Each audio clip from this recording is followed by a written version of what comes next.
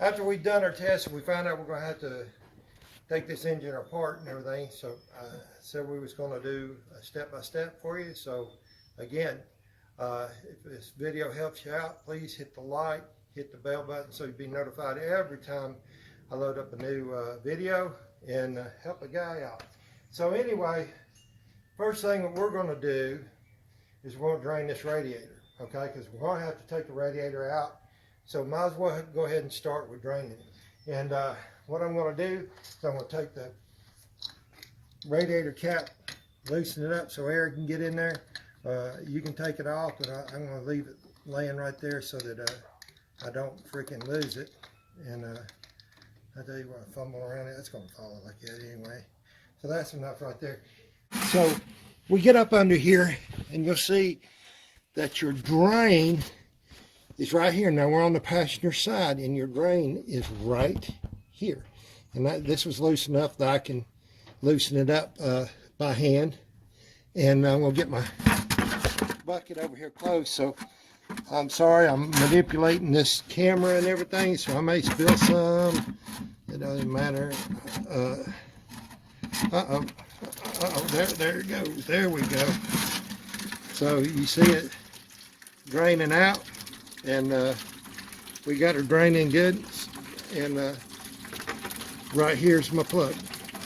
So while that drains, I am going to take my plug and I'm going to put it over here on the table. And when it gets done draining, I'm going to put that. I'm going to put the plug back in the radiator.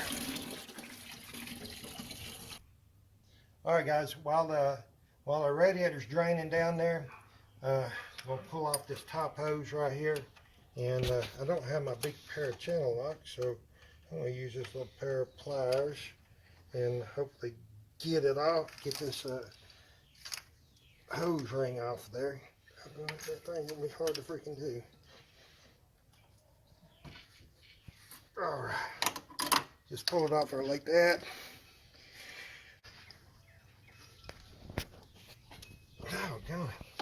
What thing's on there? Kind of hard to get to it. Not the way this is, but anyway, we're working at it.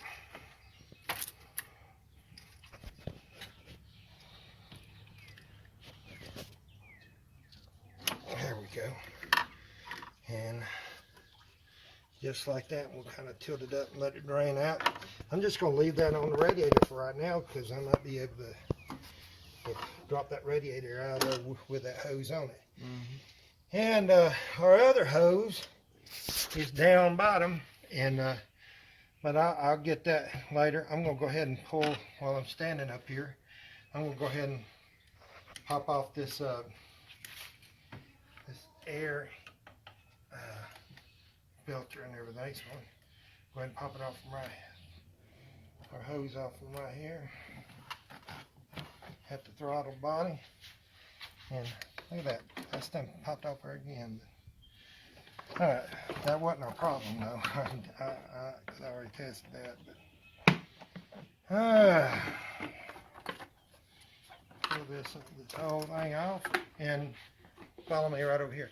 And it's a good thing when you're doing a job that's going to wind up being a big job like this. As you pull things off, lay it out on the table here in sequence. That way you can always go back and look at what you got pulled off there and what you don't have pulled off there. I don't know if that's a metric or what.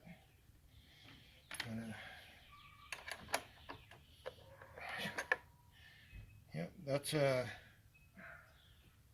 8mm. And all we're going to do is loosen this up enough to get this box, slide this box out of here. I thought that had a slide too. Okay, well, that thing's coming out. So I'm going to stick that back in there for right now so I don't lose that little bolt. And I'm going to set the box over here.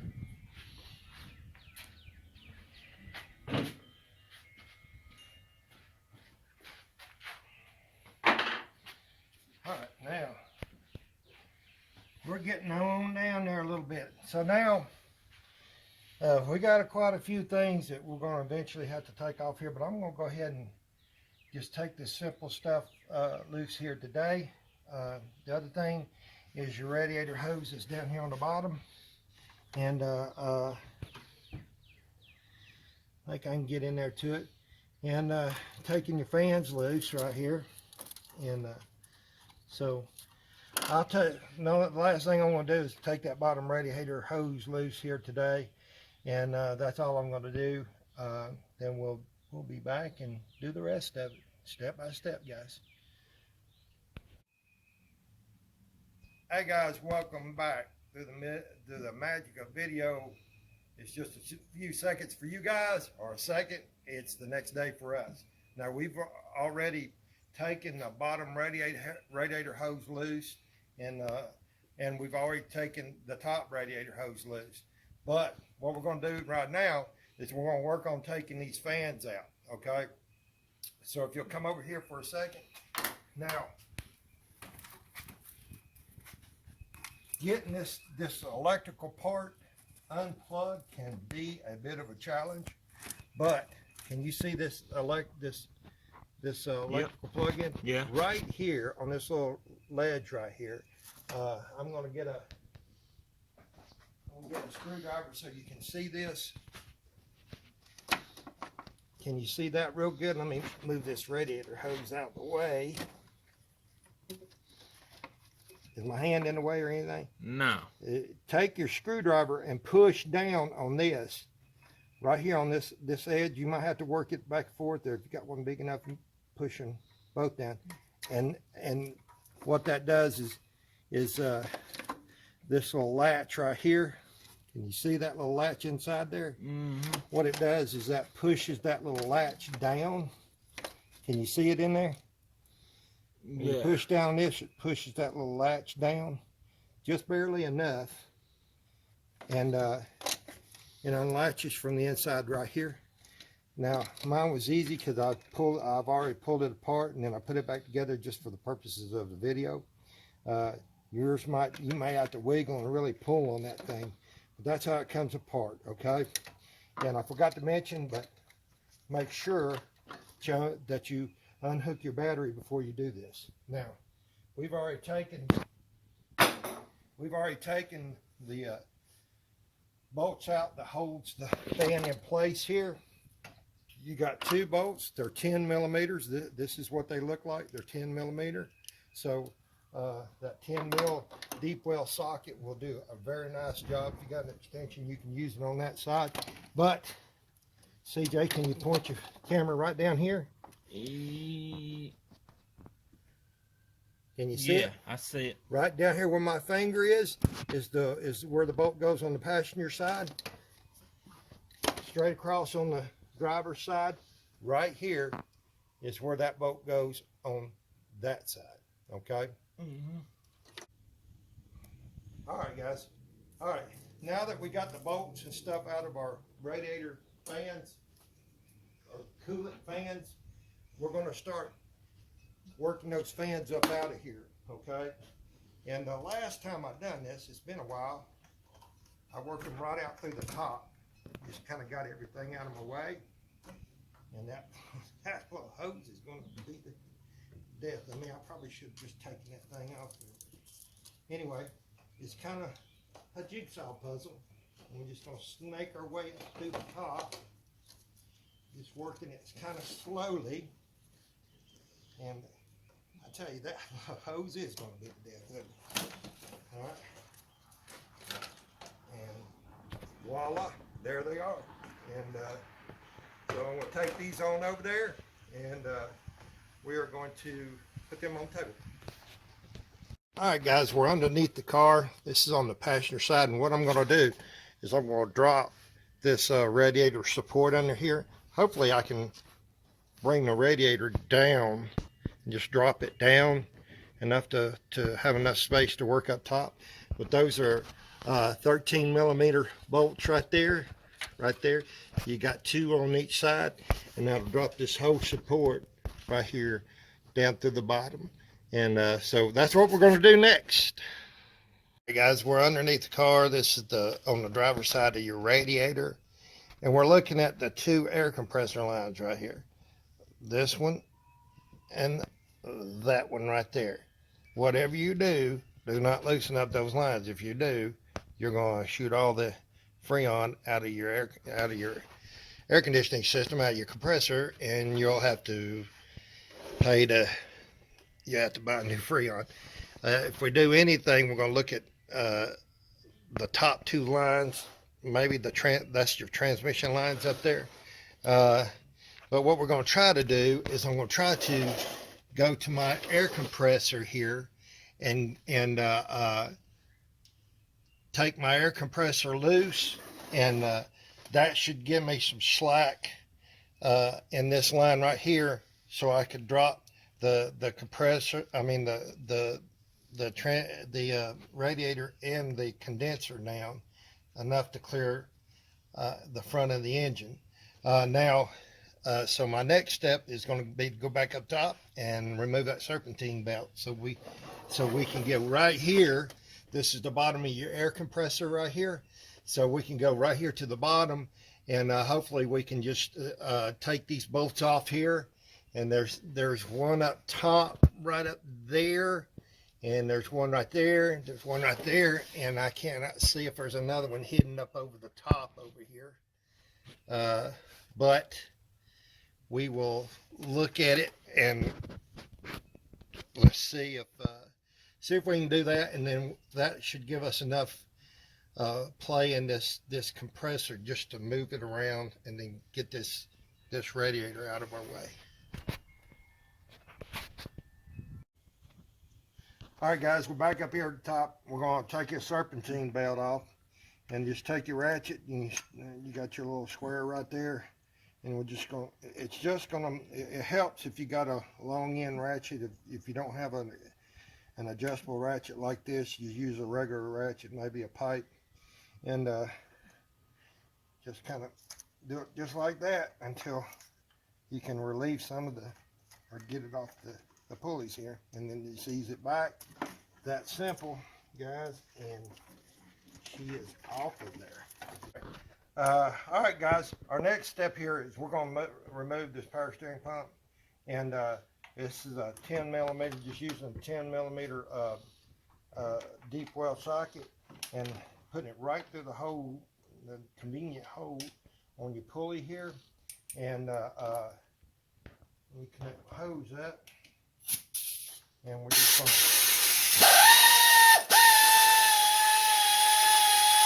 you got that bolt, you got one right there. Can you see where my finger is, CJ?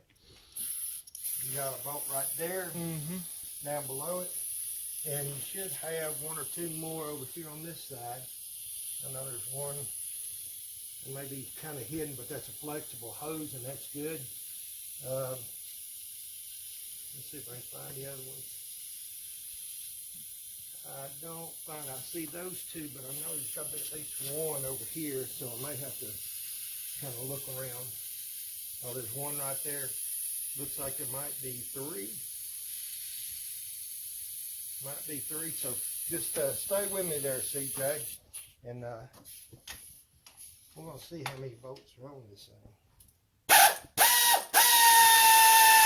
There's another one, and trying to find always when you're working with lights, it seems like the light wants to shine in your face instead of where you need it to go. Yeah.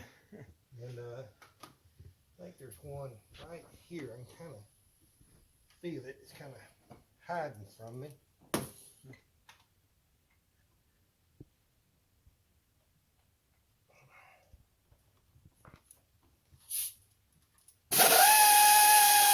Yeah, there's one right here. Can you see that ratchet, CJ? Yeah. There's one right here where you see the socket going through, and two right over here. So there's 3 bolts on this power steering pole. We're going to go ahead and pop it off there. All right.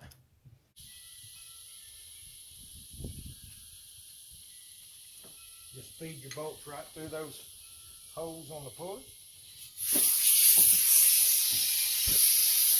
Can you tell I need a new hose for this thing?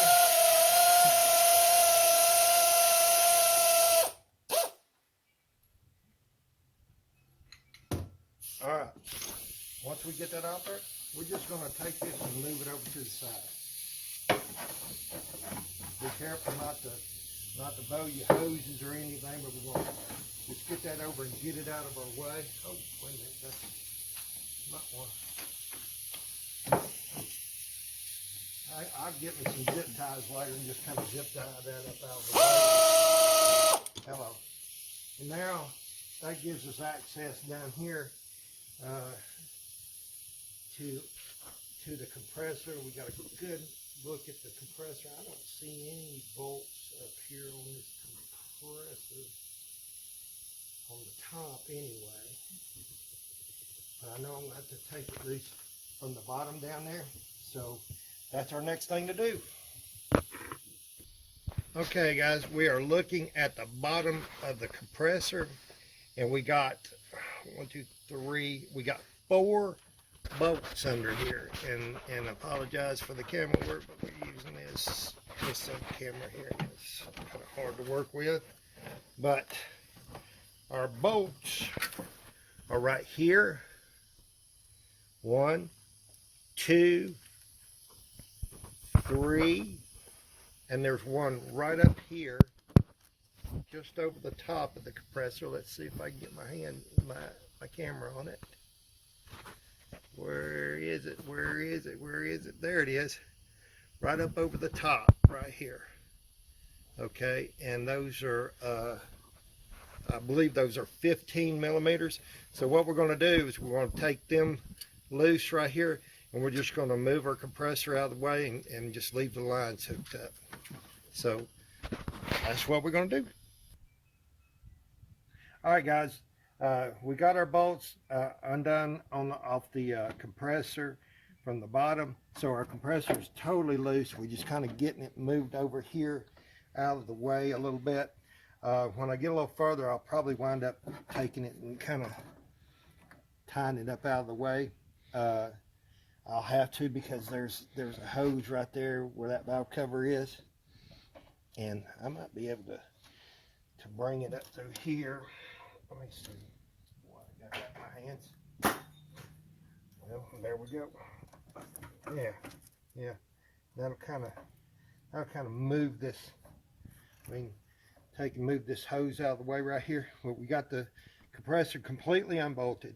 If you look right back here at your radiator, I've got it down, pushed down, and it's laid way back. So I'm hoping that we've got enough room to go right over top of that radiator with the cam when we're ready to bring it out. If not, I can move it around some more. But we got our compressor done. We got our power steering pump over here just kind of out of the way. I'll tie that up later. And now we're ready to start getting on the intake here. But I think before I do that, I'm going to take this crossbar and stuff off of here, and that'll give us a good access to the back of the motor.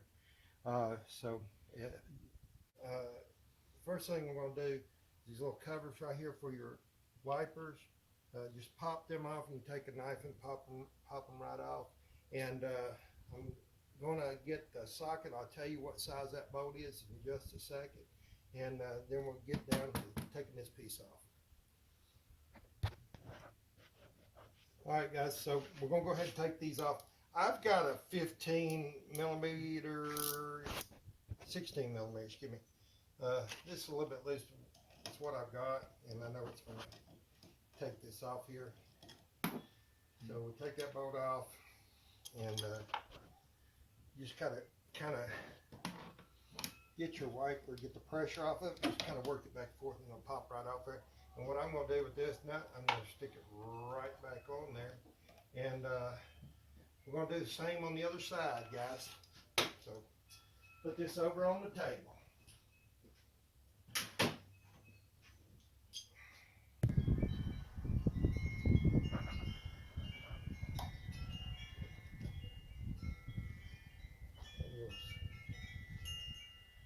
Got her on? Yep. All right.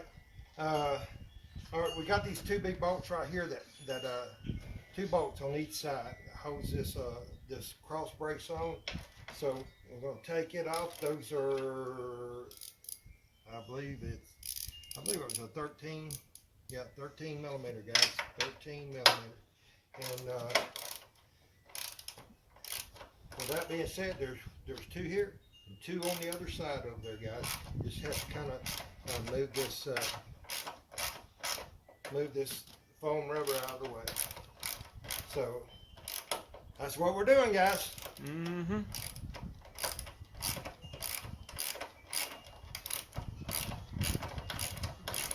Pause. All right, guys, on this side of this cross brace here, it's going to be a little bit different because you got this cover right here. So a little small claw hammer, anything you can get, go right up under there, pull this out, and that other piece will come right on out. And it failed, but that's okay. Don't worry about it. We'll worry about that later. And you got another one right over here on the side. And just get your camera, claw hammer turned around there. Just simply pull this up, and this bottom piece right here should pop right on out of there with the whole thing, just like that. Then you have access to your two bolts right here, which we're going to take off. Now this is also got your ECM here. So there's 2 bolts on the back side. We'll just go ahead and loosen those bolts up and loosen them up from your bracket. No, I'll tell you what, will be better. Just take these 2 bolts off right here, and that bracket for the ECM will pop up just like that. So taking these 2 bolts off here, that's going to take your cross brace loose and take your ECM loose from your cross brace. That's what. So there we go. All right, guys, what we're doing now is going to take this cover off right here, and so flathead screwdriver, and you can get it up there. Just pop these little things here out. Go ahead and take this door off right here. Pop that out of the way, and don't jam my fingers with this thing, but we're going to get these out of there. If you break these things, it's no big deal. I have a ton of them at the auto parts store.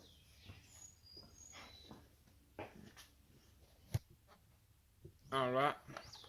All right, guys, we've got our cover off of here, and the cover goes on there like that. I'm gonna flip it over and show you how you got these pieces right here that wedge in here. So once you get all of these little fasteners, these little plastic fasteners like this right here up out of there, just simply pop the cover up out of these little slots right here, and that will be good to go. And it looks like we're going to have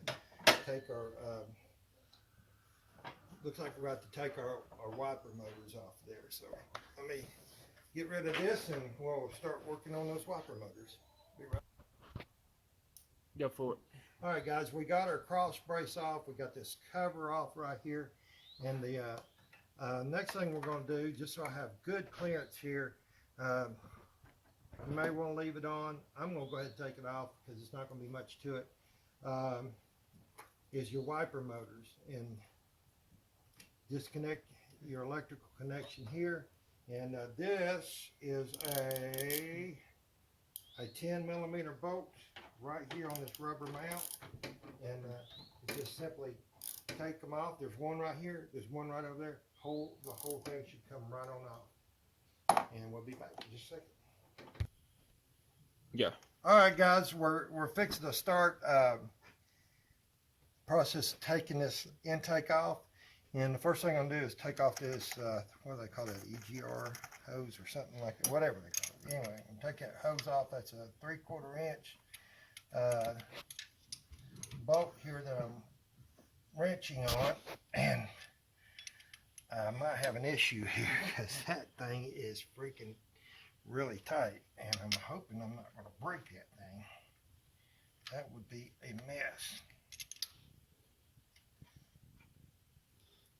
It's almost like somebody cross-threaded that thing at one time. I think it's easing up. That would be a real freaking mess to get this. So anyway, that's what we're working at right now, guys, to take this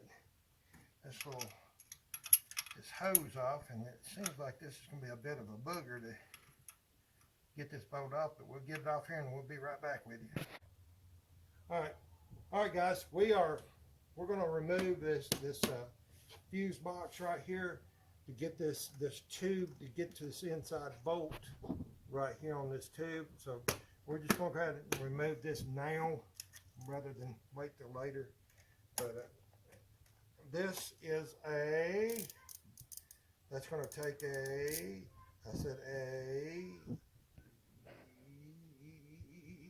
think that's a 12. Is that a 12? 13 millimeter, right? We're going to take a 13 millimeter on your hot post, and it's going to take a 10 millimeter on your ground post up right over here. So let's get this off here, and you just keep it rolling there, TJ. It shouldn't take very long. And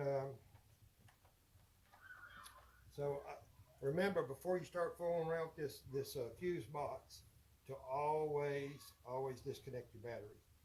And it'd be really nice to short out something, wouldn't it? To fool around with this box right here. So now,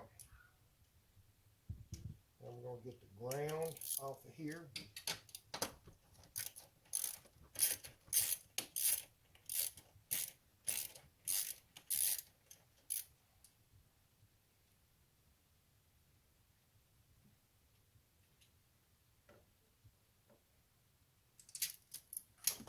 Now to remove the box itself, you got a little tab that you can pull out on right here.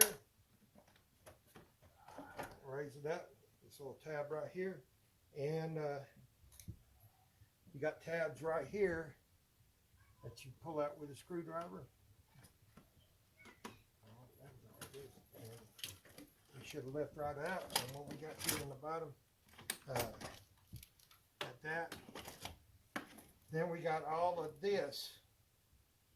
If you can turn this around, CJ, all of that. So all I'm going to do is just kind of move this thing over out of the way, and hopefully I can get this bracket. See the bracket right here? We're going to move that bracket to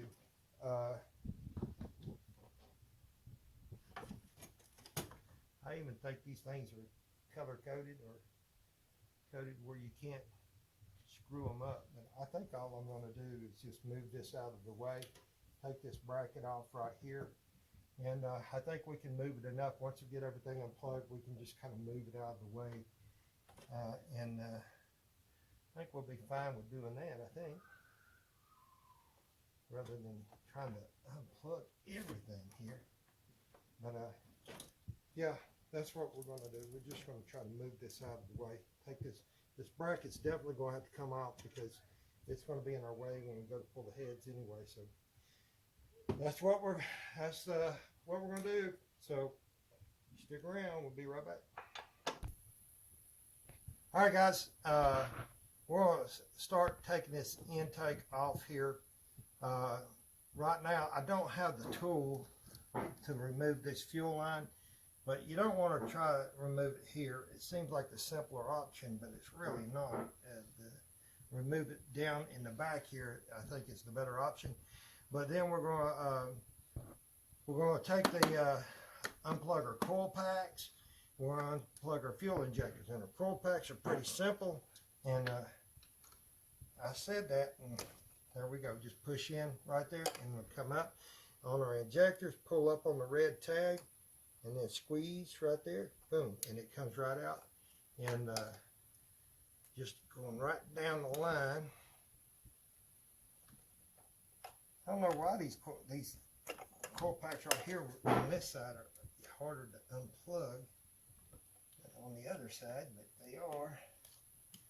But fuel injector so far are really easy. That's a good way to jab your hand with a screwdriver too. There we go. So now we got them out of the way, and we can go ahead and pop them loose from there. And when I go to take my alternator loose, because this wire is going to run down behind the alternator right here. We'll get them later, but I want to go ahead and get this intake popped off here. Now we have, and I did have my ratchet. What did I do with my ratchet? I did have. All right, pause it just a second. All right, guys, finally found my extension I was looking for. This is a 5/16 socket right here. We got, I think it looks like 5 bolts right here on this side of the intake. Probably 5 more on the other side. That'll be 10 of them, and we can just go ahead and get these bolts out of the way. I may try to take that fuel line off from right here, and maybe just swing it back out of the way, since I don't have the tool for that fuel disconnection here tonight. And it's kind of late, and the auto parts stores are closed, so I may have to wind up going and getting that little tool tomorrow. But we're going to start working with the with these bolts right here, and I'm going to use my trusty air ratchet so we can do this stuff and get it over with. So let's do that. Get it done. All right, guys, we've got our fuel injectors, coil packs, and everything taken loose over there. We got our 5 bolts on that side of the intake done. I've got all the coil packs unplugged over here, all the injectors unplugged, and it's time to unplug our throttle body right here. And we're just going to do that by sliding this right on out, just like that, and we should be able to push in and pull this out. I said we should. And don't want to mess this up. There we go. So we got to pull out your red tab, push in right here, and work it out. And then we got another plug. I think this is your water temperature sensor, I think. Sure. Do the same way. Can you see the plug down here, CJ? Yeah. Right down here. You see it down here? Yeah. All right. Pull the red tab out, push in, and pull your wiring out. And we got another one that's down here on the air compressor. You can see way down here. And can you see that, CJ? Let's tilt here. It's going to be one of those that ouch. It's going to be one of those that the red tab comes out from the pulls out to the side. Trying to get you the best that I can here. I'm having trouble getting to that thing anyway. Alright, well, that just pull. Can you see it there? The red tab just pulls out to the side. Once it gets cleared, you should be able to unplug this. Yeah. And I don't know if I got it pulled out there enough. Probably out there pretty good bit right there that time, so it should be able to plug.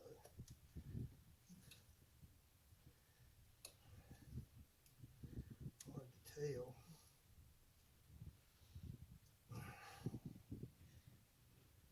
Hard to tell. I pulled it out a little bit far that time, but unplug from there.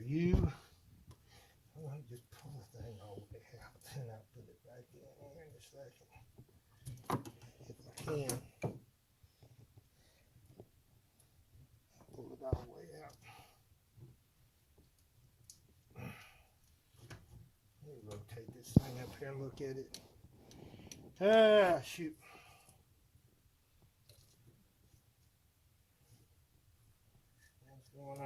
here. I have to turn that thing and push it out. Okay.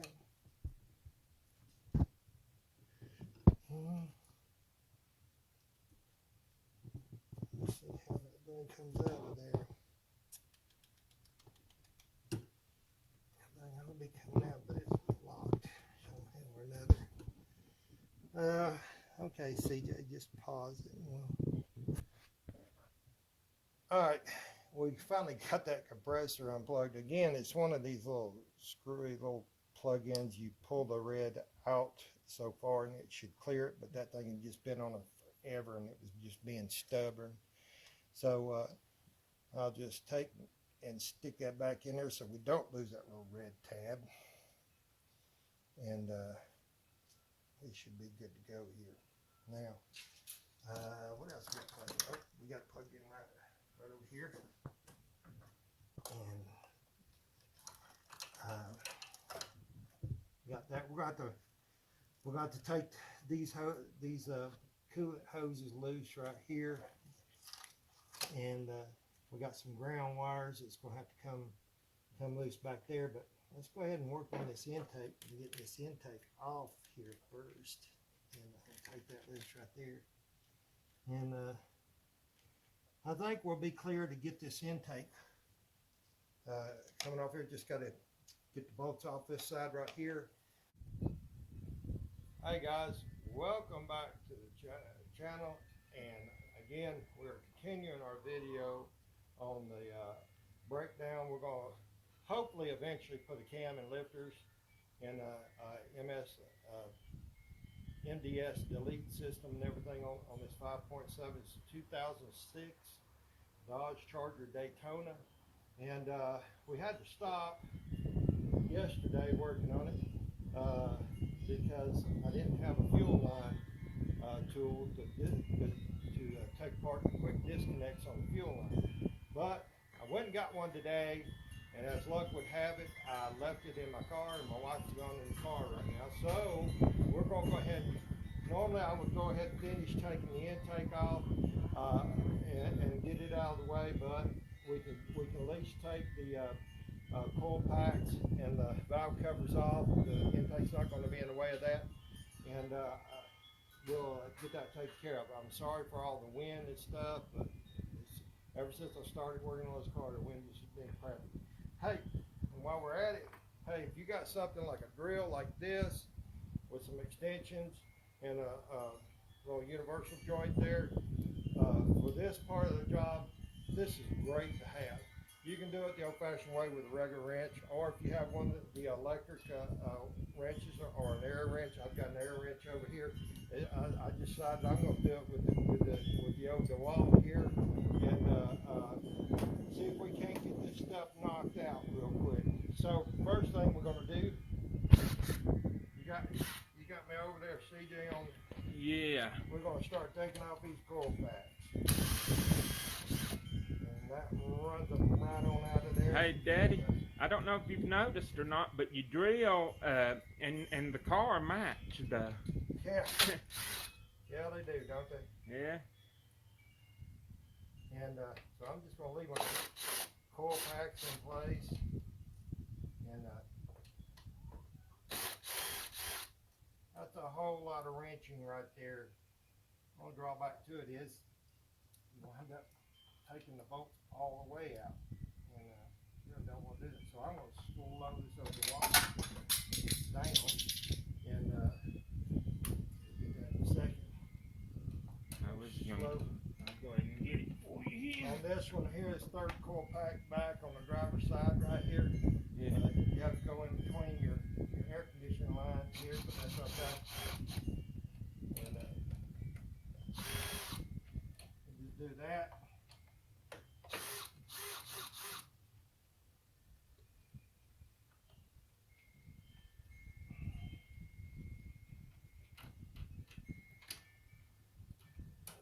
That's why it's good to have the small extensions here.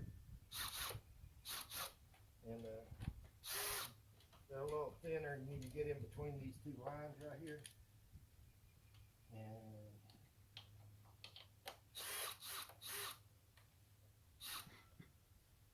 So, we'll have these off here in just a second, and then we'll start on the old, oh crap.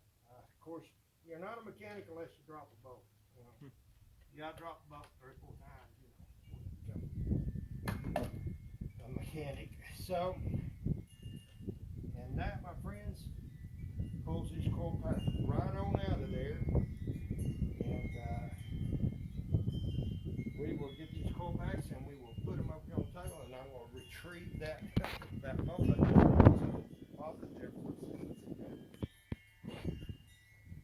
Alright guys, if you look at down here, we've got all of our coil packs off.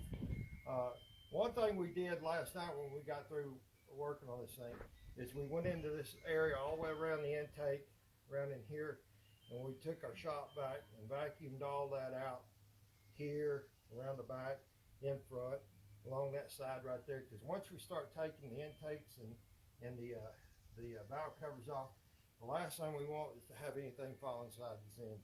So it's a good idea to go ahead and vacuum that stuff out, get it out of your way. As you can see, the intake is loose, it's ready to go.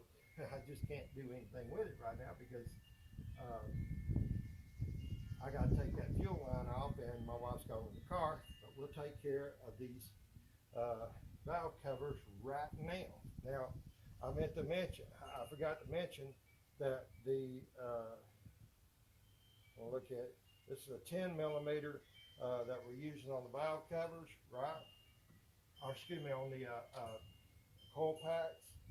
And it is 8 millimeter we're going to be using on the valve cover. So here we go. I'm going to squeeze it on there pretty good right there. I always check to make sure that these little bolts are going to stay in the valve cover. So sometimes they'll want to come all the way out, and you wind up losing the doggone bolt. So I'm just going to go right across the top here with it. And I've got to, again, ain't no mechanic unless you drop something.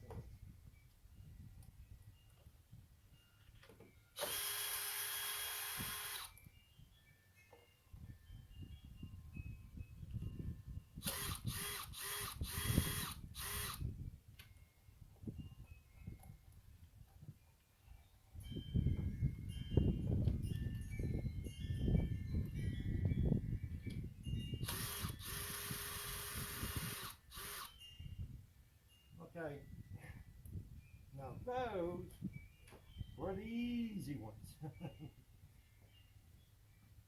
Now we're getting down to the ones that are kind of a pain in the butt to get to. And that's kind of where our swivel will come in. And hopefully we can, hopefully that won't be too much of a problem. I don't want to beat my car to death here. So I'm going to stick that right there. And if you're like me, I always put the tools down somewhere like that, and then I forget where I put them and I can't find them. So that one's way down there. What I'm going to go ahead and do, just to make things a little bit easier, I'm going to go ahead and pull this, move this coolant reservoir here so I can, because I'm going to have to do that later on anyway. You're ready. Alright guys, I just went ahead and took this reservoir, got it out of the way because I'm going to need it out of the way anyway. So anyway, I wanted to show everybody, CJ, if you can tilt your camera over here for just a second. Yeah. And I wanted to show everybody how this oh, I'm sorry, I'm looking at the wrong thing. Right here. This reservoir slides, this power steering reservoir slides right down in here, okay? And it locks in, and the way it locks in, this little tab right here, this little tab right here will be pushed over this way a little bit. So if you want to take this power steering reservoir off, take this off, just simply move this tab over and pull your power steering reservoir out. It's 10 millimeter bolts right here to unbolt the coolant reservoir right here, and then you've got your hose, your coolant hose that connects right there. Pop it right off. Just go ahead and get it out of the way. It's worth the time to go. Go ahead and get it out of the way. All right. Now we can go back to what we was doing originally. And right now, I'm getting this thing out of the way. And what we're going to do is we're going to finish taking off this valve cover. And this is why having this little swivel on the end is really worth the trouble. Right now, so now I'm getting into a little tighter spot, and I'm going to get my little small ratchet here. I can just go right down in there like that. Pop this next one off. And it's going to be slow going. Maybe I work out better if I put let's see if we can put one extension on this end. No, not going to work so well. So this one's going to be a little bit slow going.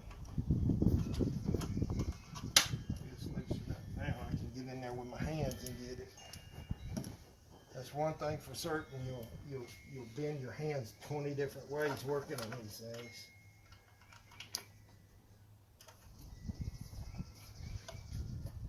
If I can get to it. I don't think I can, so it's right back to the old drawing board here.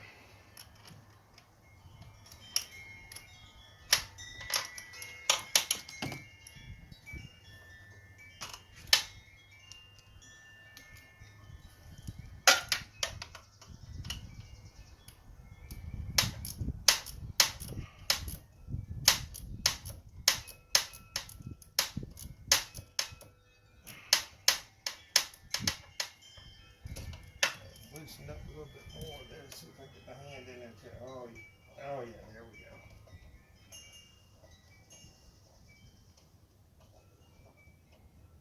This is why your hands get oily and you're working on stuff like this. It's hard to turn these little bolts.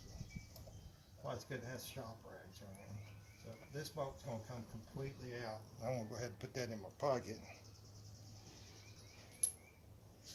And our next one is way under there. Way under there. It's going to be the same thing. I'll tell you what, I won't keep the video rolling. So if you really want to see how long it takes to do this stuff, or you can just fast forward the video.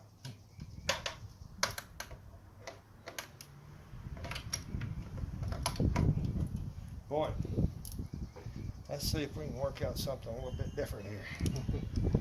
That is good for the paint. Boy, it's supposed to be stormy out here. Let's see. That's going to pour out there, but I wonder if I can get an extension, another extension on there to kind of work my way right through those lines right there. And I think that's going to be, I think that ain't going to be too much. So I'm going to work like that. Leave.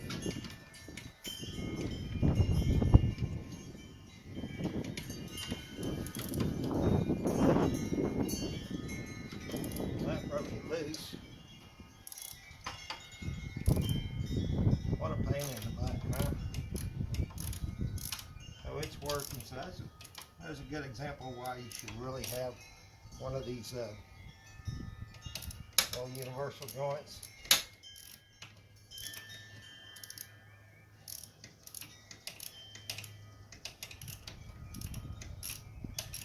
Speed just crawled down in that hose right there.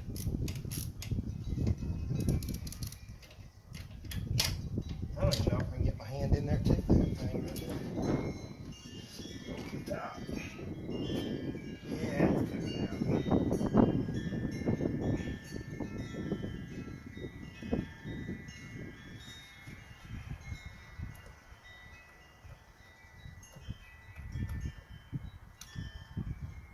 Alright, now we're going to our last one over there. I'm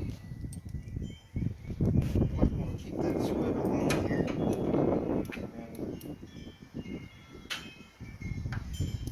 Well, having that car up there on these ramps kind of makes it hard to get to everything. Okay, here we go. That makes it hard to see everything. Where is that little bad boy at? Let me get my shop light. This is also a must, guys. You know, I have one of these. This thing's awesome. So, get your shop light down there, and you know what? I'm gonna have to rig up some more. I'm gonna have to rig up some more doggone extensions here. I can get straight onto that bolt, I do believe. Let's see if this will be enough. I might have to go add some extensions here.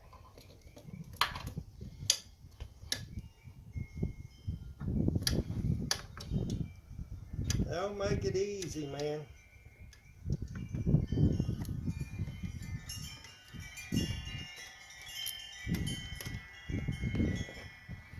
Get on that thing. That thing was really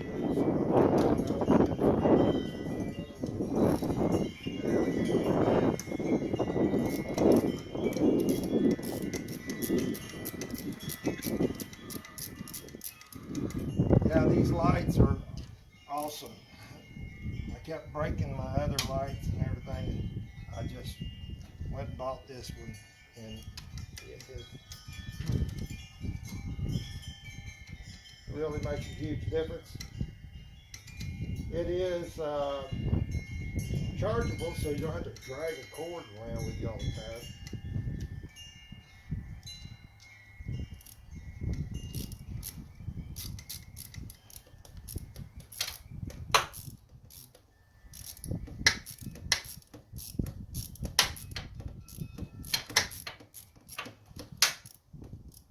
It ought to be close to being out of there.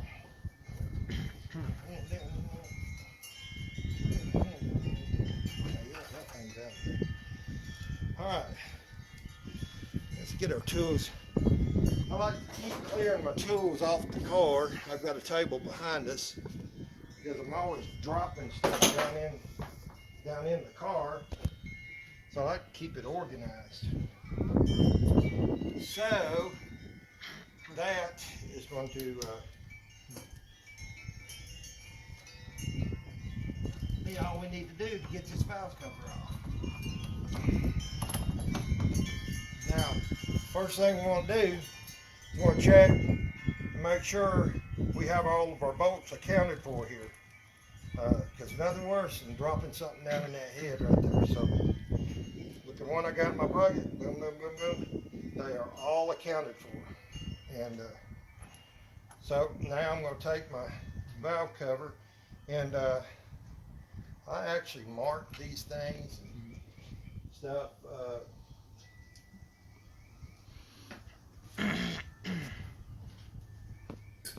I'll mark it right here.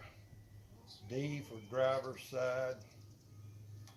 And I'm going to lay it out in the position it goes right here on my table. So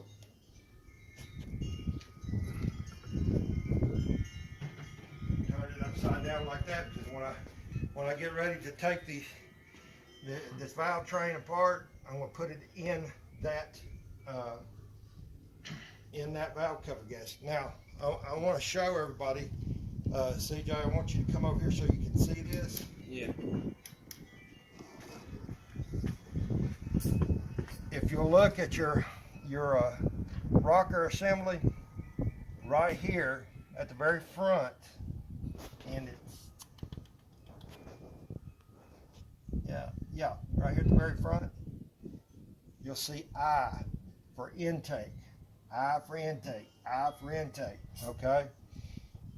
Then you'll have your exhaust rockers down here, rocker assembly. That's not marked at all. So keep that in mind. Your rocker arm assembly on the intake side, and on the intake side alone, they'll have I marked right there. Can you see that? Yeah. Yeah. It'll have I marked right there, all the way across. That way, you won't get them mixed up. That was a great thing that they did right there. I just want to point that out. We're going to go to the other side. We're going to take that passenger side valve cover off.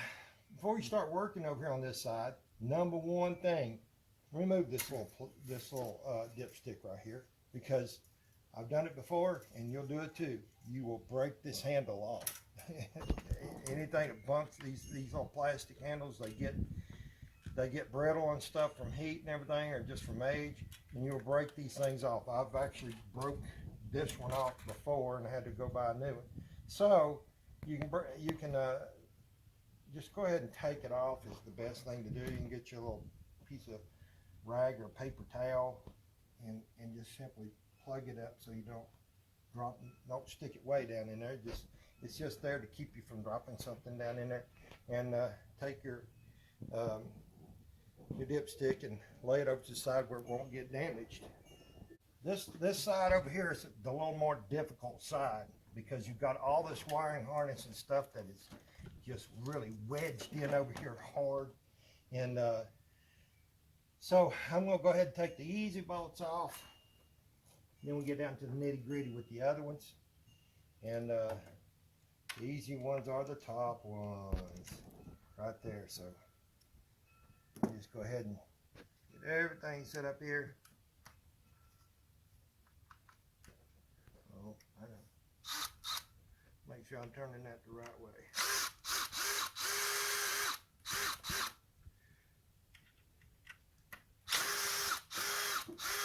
Well, I tightened them things down are pretty good. That thing don't want to hurt my wrist right then. So that's going to come all the way out a minute there. I don't care if they come all the way. I'm fine with them coming all the way out. I'm always afraid I'm going to drop them or something.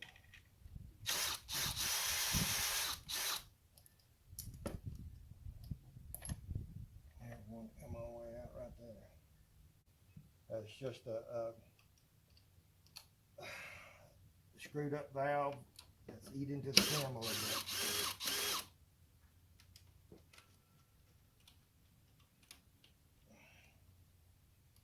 And see now, here's one of the things where you're working awfully close. If I had that handle right there, then I probably would have had some problems right there because I'm working awfully close to it. And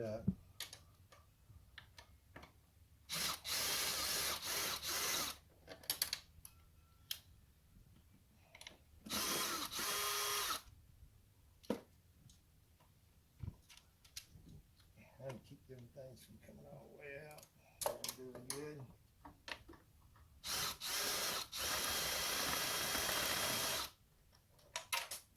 That one fell all the way through. I'll get it momentarily. And for it to fall all the way through, then fall down in that end.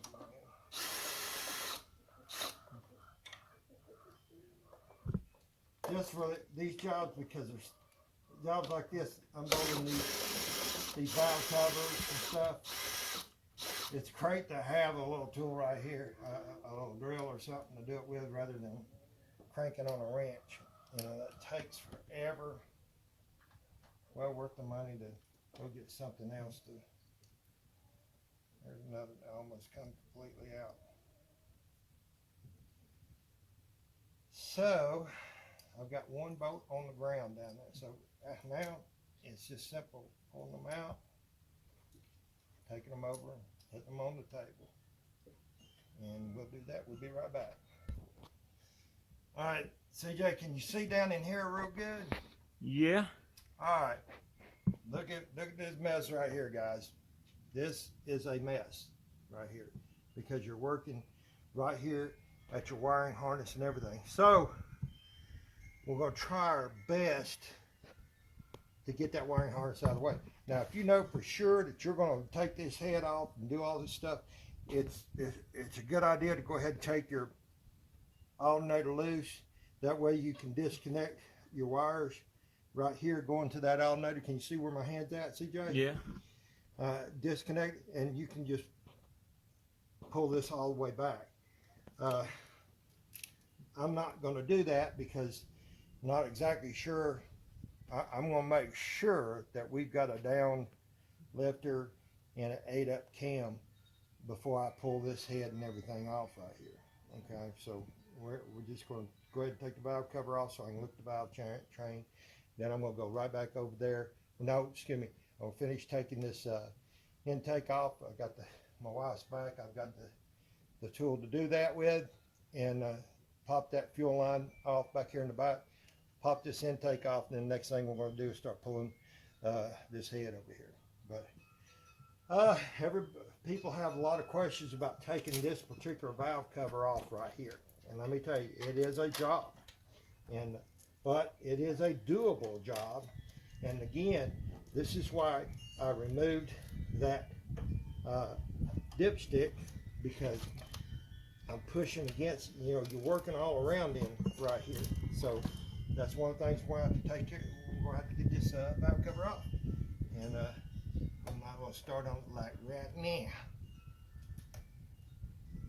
I love this light, man, by the way. I just love that light. And let's see how I'm going to get to this. Again, we're going to keep, on this part of the job, we're going to keep the camera rolling so you can see exactly how long it's going to take to do this. And I actually kind of have the right tools to do it with, so to speak. And be better if I put the right socket on there.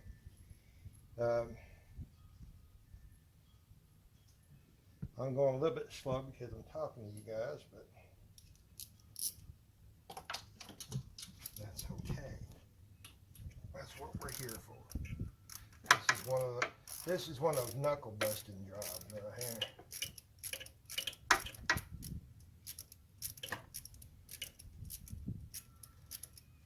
Now, if it turns out I've got to take this head off, if we're going to completely do the cam and everything, then I will go ahead and pull that alternator off there and get all this out of the way. Right now, I just want to look at the valve train, see what's going on with it.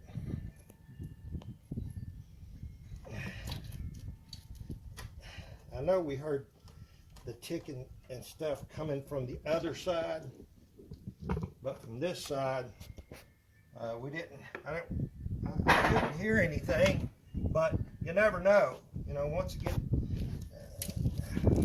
you never know. So,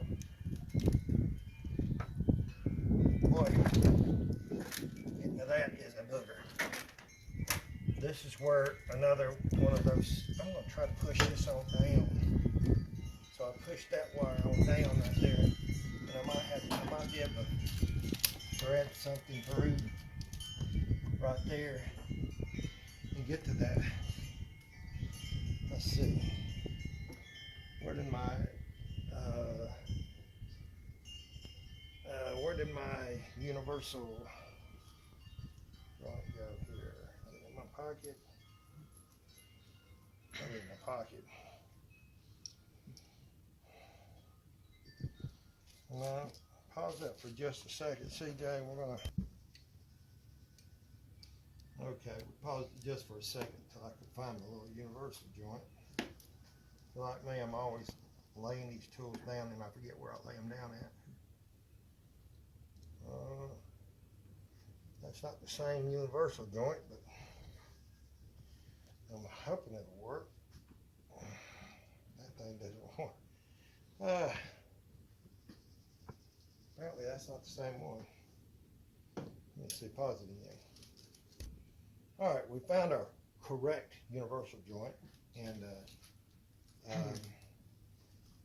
I'm always having to find things, and so we got that, and I'm gonna try to get to these things. Is a booger. What we got? We get that. Okay, that's the one we're working on right there. So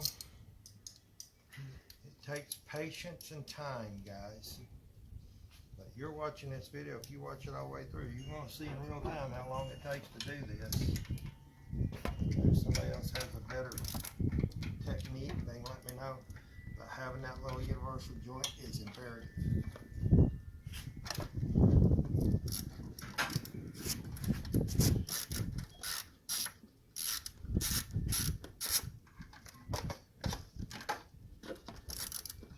And the light is also, it's just absolutely necessary. I believe that one's loose. I'm going to crank it a few more times. I'm going to leave that thing, oh, listen to that thunder.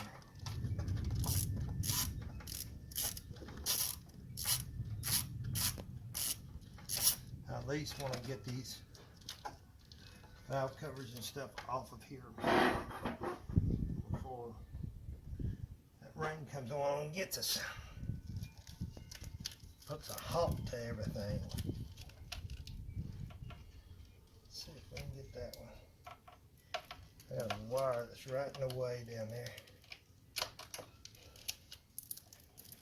I might be able to,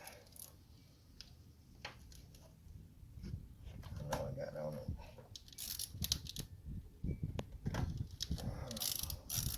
Well, I was thinking that's going to be too much of an angle for that thing. So I'm going to unhook my light now because my light's becoming kind of aggravating. Here, let's turn it around. Now, let's get it somewhere here so I can see what I'm doing. I love that light, man. Another good example of why that doggone universal joint is imperative right there.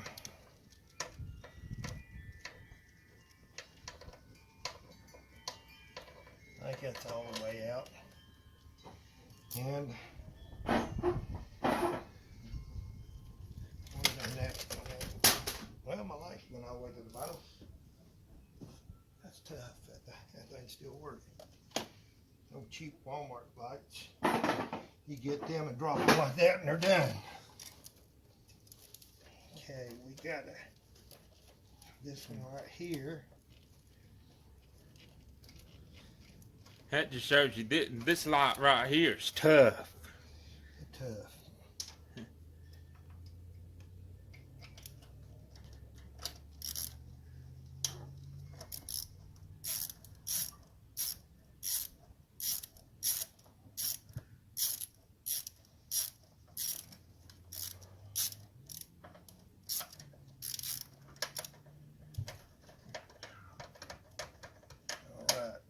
Off there. Now here comes the last one. And I'm gonna, I need to get me some fender protectors instead of these stupid tails. And another thing is, this light has magnets on it.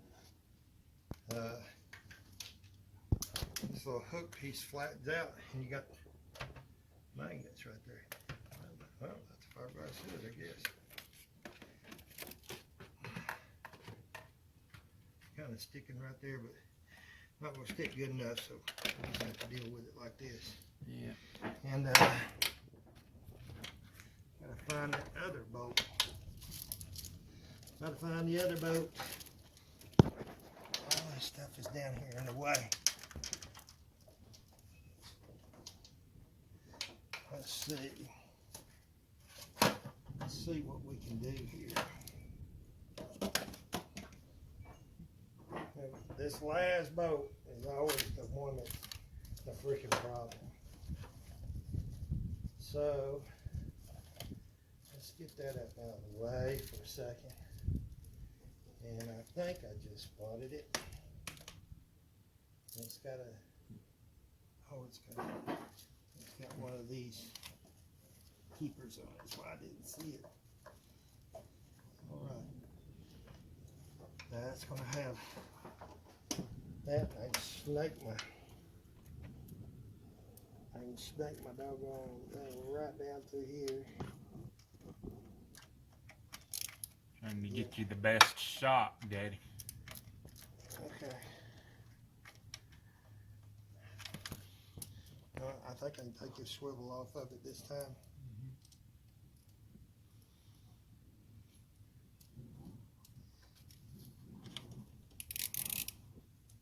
Righty, we're there. We're on it.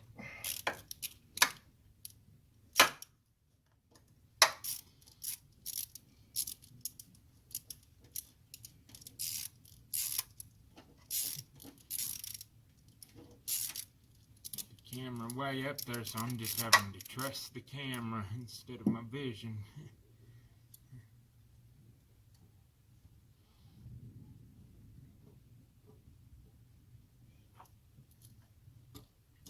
I do believe we have it there.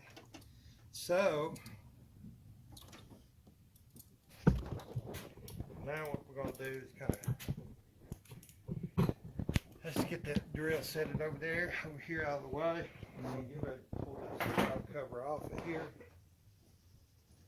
It's a pain, guys. It's a pain, but it's doable. The thing is, it's not going to stick to that head. But I also do have a hook right here. I love this thing, man. So if I find somewhere to hook it right there.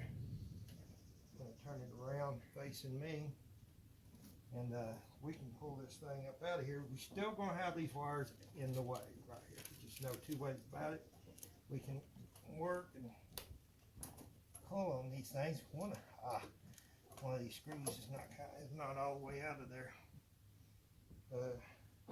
Let's see which one it is.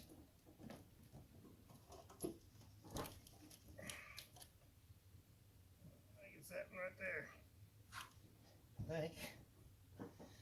So let's go right back to working on that thing. The cars up on ramps, it's hard to get to this stuff. I'm gonna try just this one extension on there.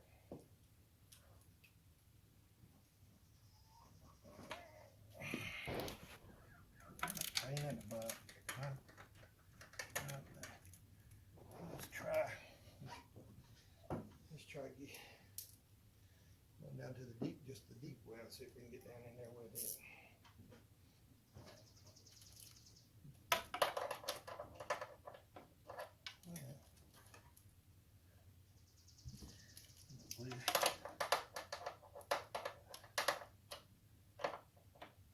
I don't know if that thing ever broke loose or not.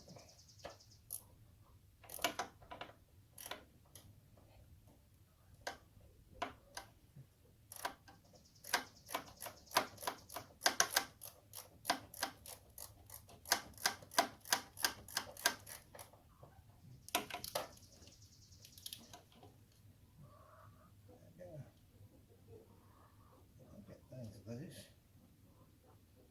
Yeah, it's loose. I think that popped it out of there.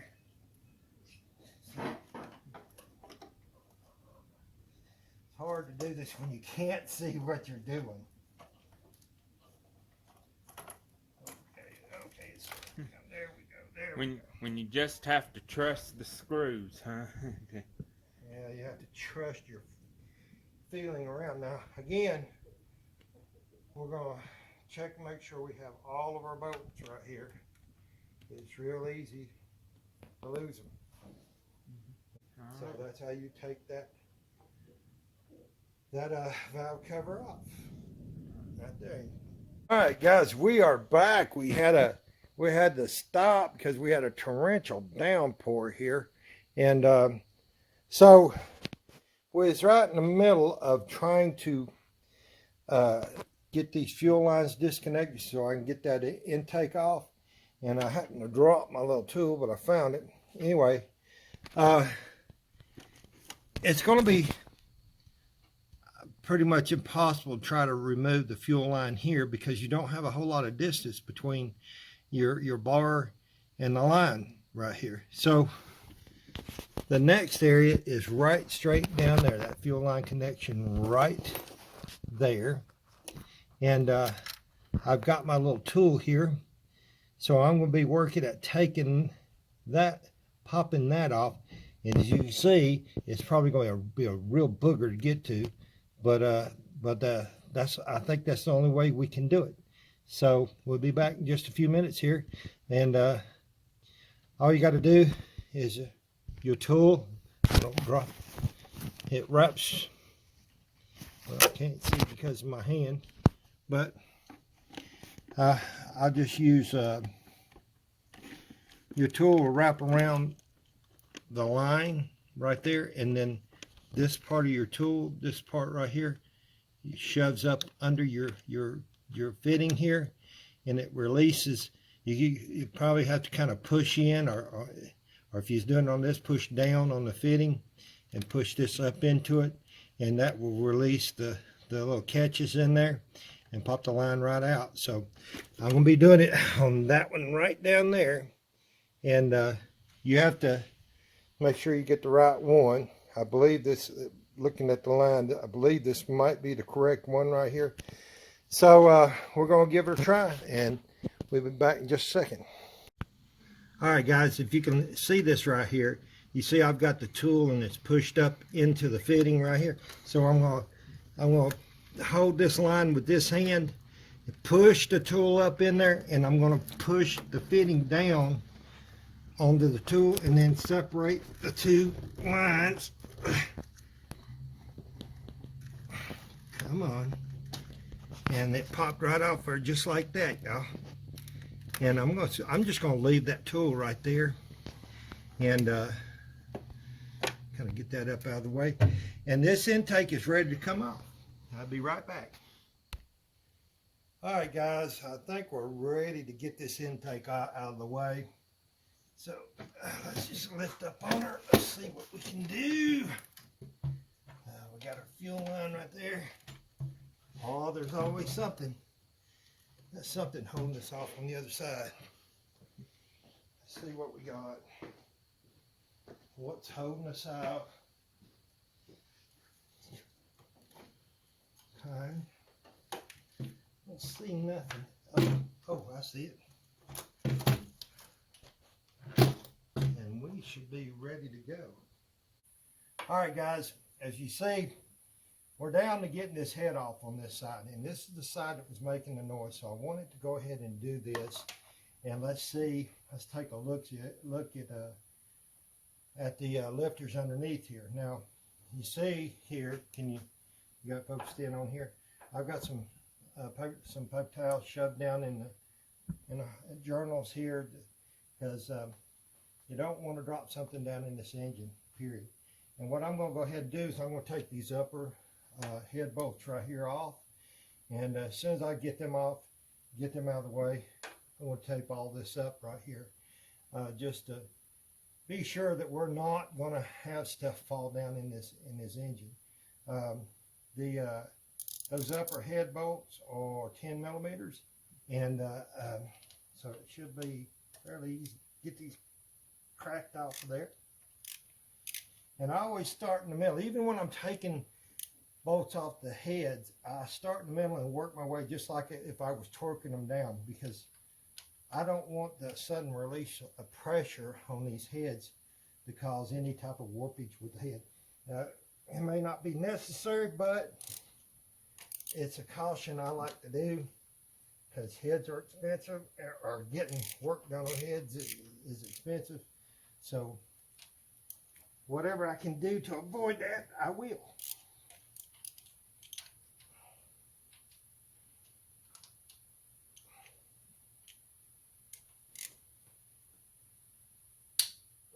Well, that one was on there, wasn't it?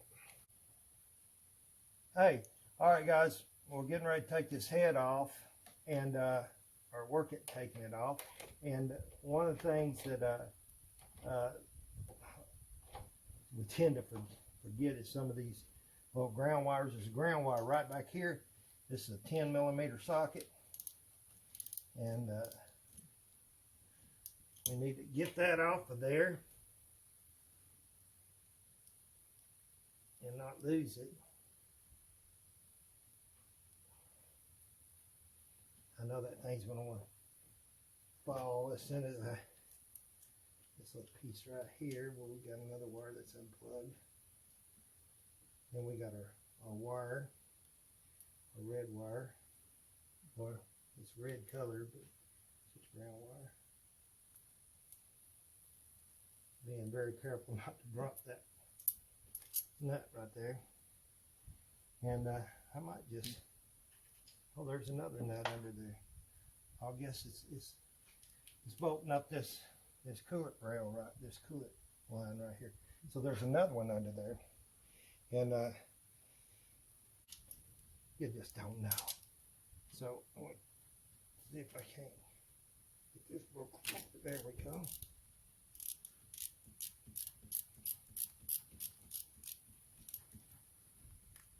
I'm going to put this stuff in my pocket here for right now. And so now we got the wires loose. And of course every little freaking bug known to mankind is going to be out here with us. And we're going to start working on this valve train. And again, I like to do the same thing. Start in the middle and work my way out, okay?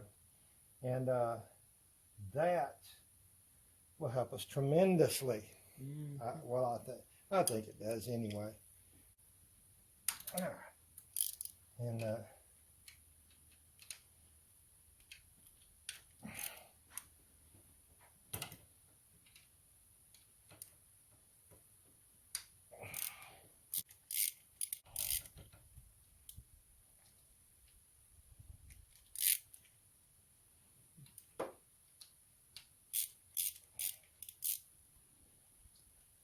And I'm not doing anything to bow this anymore.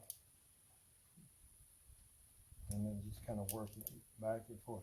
I imagine that is going to be a real pain in the butt to do this, man. I want to put this thing back together.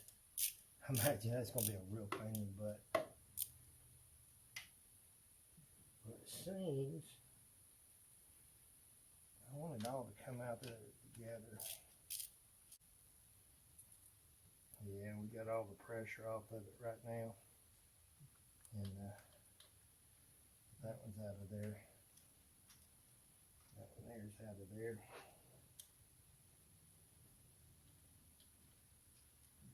That one's out of there.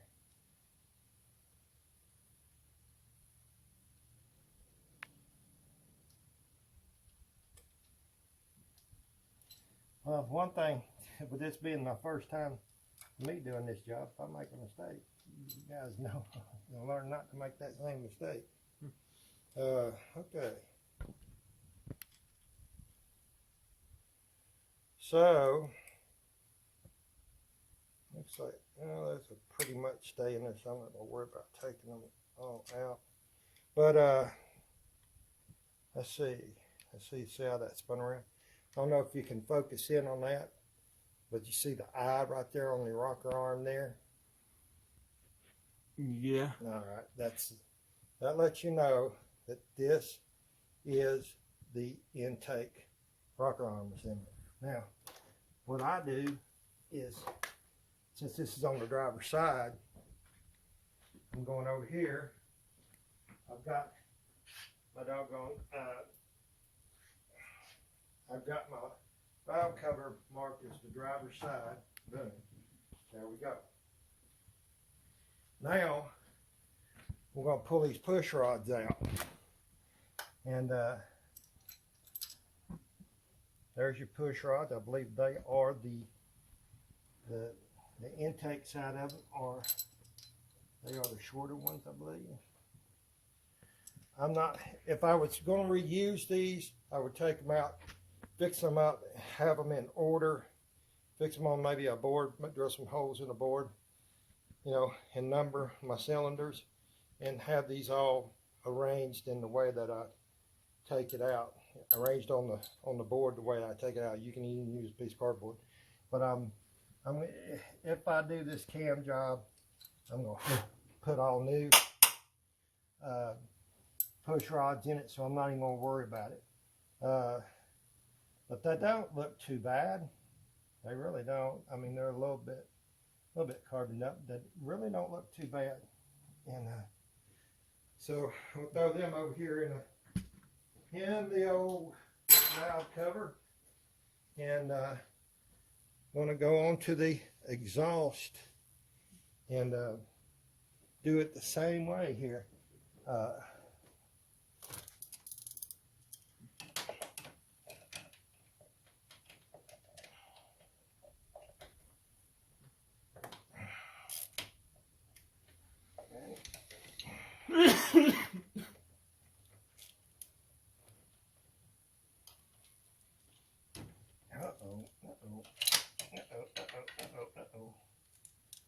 Now I've chosen to leave my spark plugs in there.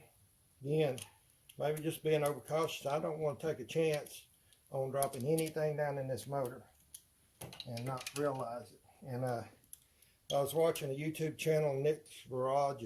If you're a Hemi guy, like watching programs about Hemis, Nick's Garage is great. And they had a old Plymouth come in. I think it was a 440 Plymouth, and the guy had just bought the thing, claimed that the car ran when he bought it at auction, and couldn't figure out why it was making this god-awful noise, and that it was skipping. It was just banging, banging, banging. Well, when they pulled the heads off of it, a bolt had somehow made its way into the cylinder. It was a big old bolt, man. I think that bolt was there when they put the head on the motor, because I just don't see how that bolt could have made it down through your heads or your valves. And I just don't see how it done it. I don't see how it was that big, but it was absolutely embedded in the top of that piston. That, of course, that piston was shattered, and it's the most incredible thing I've ever seen when it comes to, you know, working on these motors and just some of the surprises you run into when you're working on somebody else's car, you know. And but nevertheless, it was a big old freaking bolt, and that thing was embedded. I mean, as embedded can be into the top of that piston. And I don't know how they fired it. I don't know how the engine fired up. I really don't. It was incredible to me that the engine even fired. All right, that's finally made it up off there.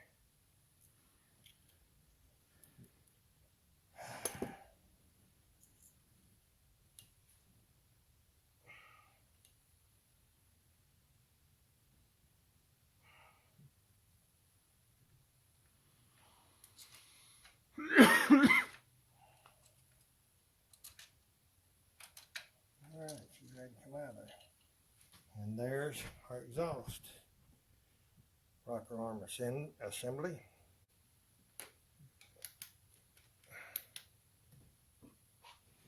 This is the intake push rod. Can you see it, CJ? Yeah. All right. This is the intake push rod. This is going to be the exhaust push rod. See the difference in the sizes? There's the exhaust push rod. There's the exhaust. The rocker arm exhaust. Now, rocker arm assembly for the exhaust right there. Mm-hmm. So that just remember The exhaust push rods are longer than the intake push rods. So that's something you can take to town. All right, now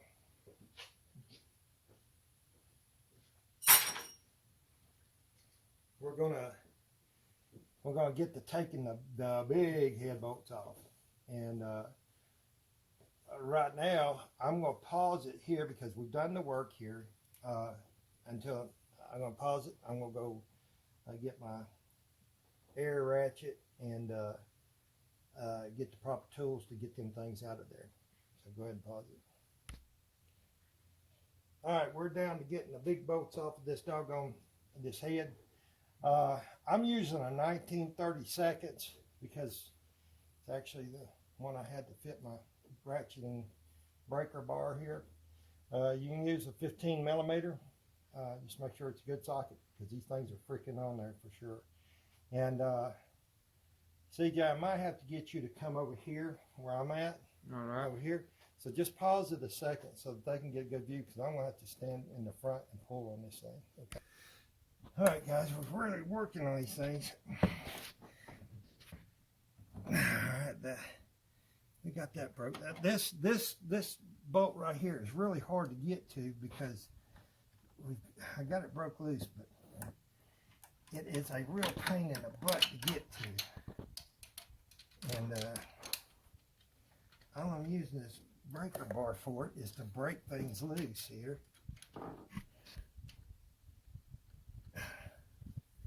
And my ratcheting function's done jammed up on me.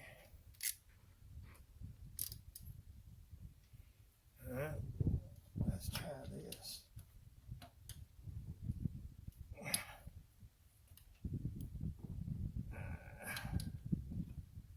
Alright, now we're going to go back and forth. So I might as well go with the hardest one, which is that one right there.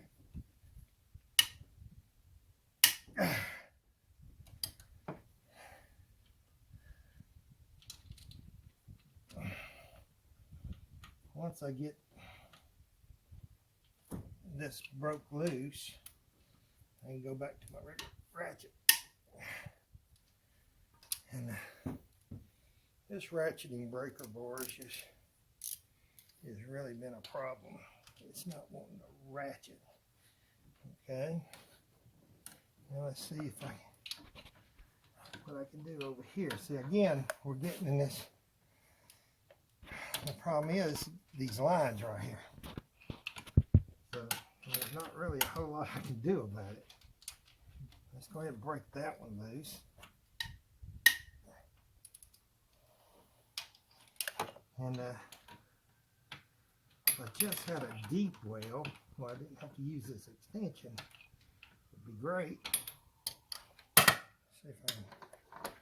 No, I can't go to the other side.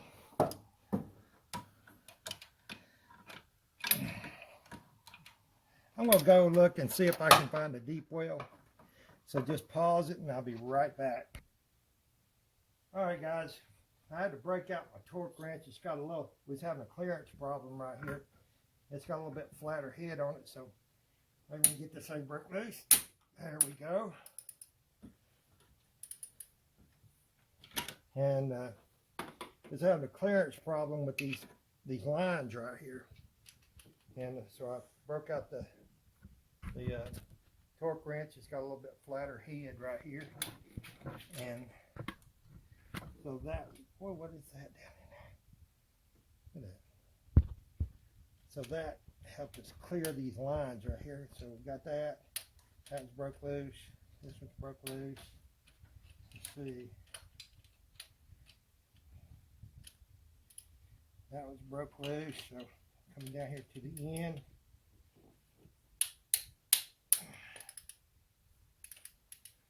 If you hear double popping and stuff, that's my torque wrench popping. I'm getting bother setting the torque on it. Alright. That one's come loose now. go all the way back here at the back. Might as well start down here with the real troublesome ones. That's the ones on the bottom. I can't, let me see that, buddy.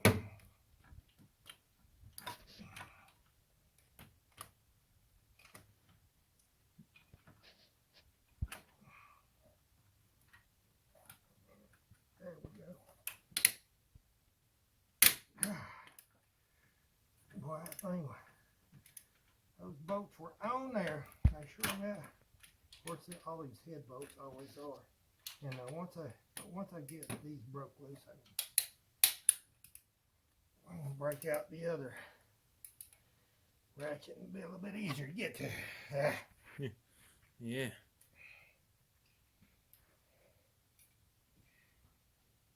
Torque wrench worth the dang sure worth the money. Mm. And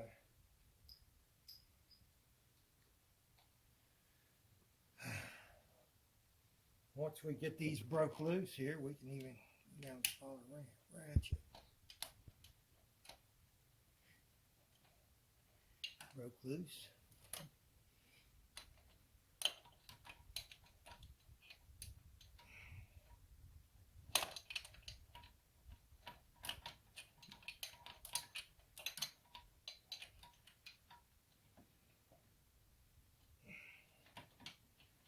No, I don't want to take it out. I just want to take that boat right there completely out. That's what I want to do. It is loose. But all right, guys, we went and changed everything up so it'll be a little bit easier to get this off. But you hear the suction come off that thing? That tells you that head gasket was still in pretty good shape right there. And if we can get up under here now, might have to put a ratchet, still have to put a ratchet on that thing, no?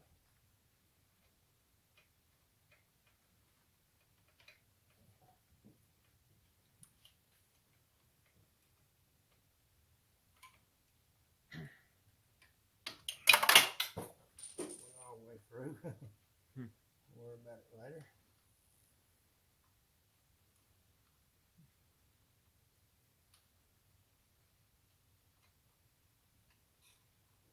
You hear it? You hear that suction?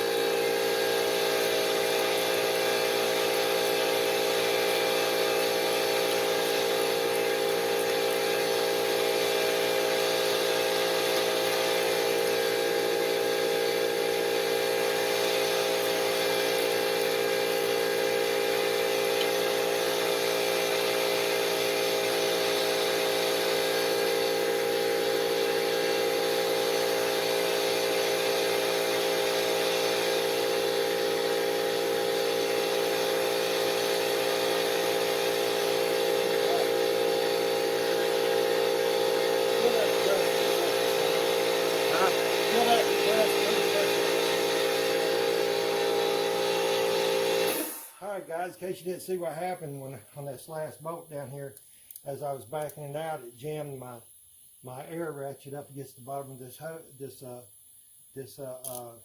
AC hose. So anyway, had to run it back down there a little bit, get my air ratchet out, and then work with it again with this. But here we have all of our bolts. Now here's one thing, and I'm sure that you guys know it. Don't reuse your head bolts. And one time use, once you stretch them, you stretch them. Believe it or not, there's some people that do that. There's 4, 5, 6, 7, 8, 9, 10. Okay? 1, 2, 3, 4, 5. 5 on the bottom makes 10. There's 10 bolts, 10 holes. So we got all the bolts off, and we're ready to pop this head off. And I'm going to go get a crowbar, as I know this thing ain't going to just pop off very easily. If it did, we'd seriously have a problem. But anyway, we're going to go find that crowbar, and we'll be right back. All right, guys. I actually was going to really prize on this thing. Get this thing out of the way. I was actually going to really prize hard on this thing, but guess what? Look, it come up that easy. And you're going to have antifreeze that's going to pop up out of there. But it really loosened up that easy. See if I can get something else. See if it does the same on the back here.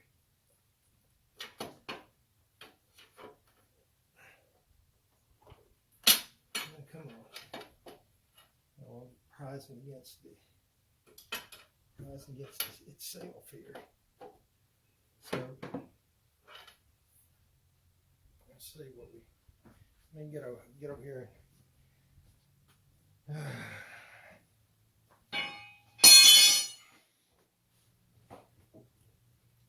Really no good way to handle this thing. There it is. It's loose. And boy, is it freaking heavy too. Oh, you know what? What? The exhaust manifold down there is holding this thing off. Huh. Well, guys.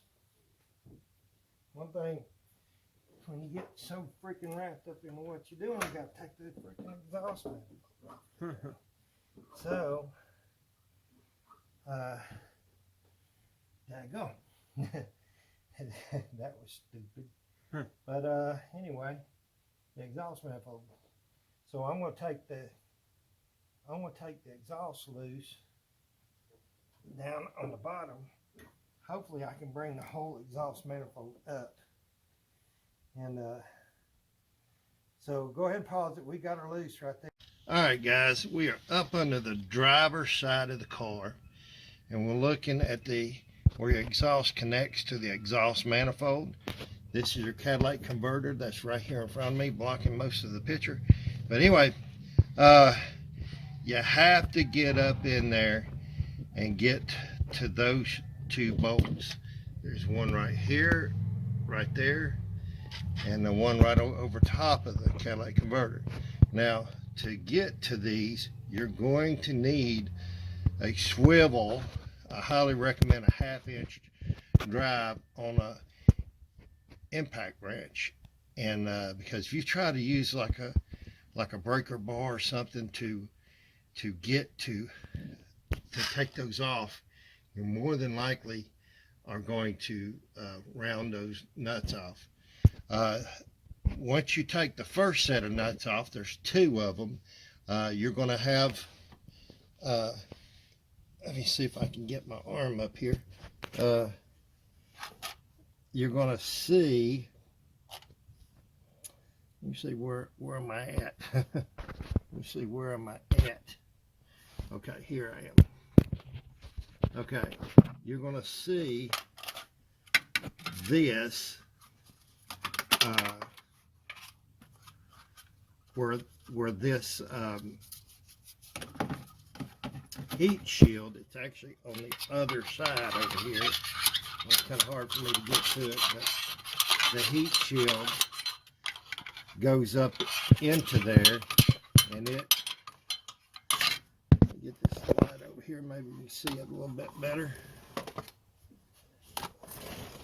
Everything's coming over here but my light. Okay. Let's look at it again. Let's try it again. You're going to see your heat shield from your, that covers your, protects the car from the catalytic converter here. And it's going to actually be on there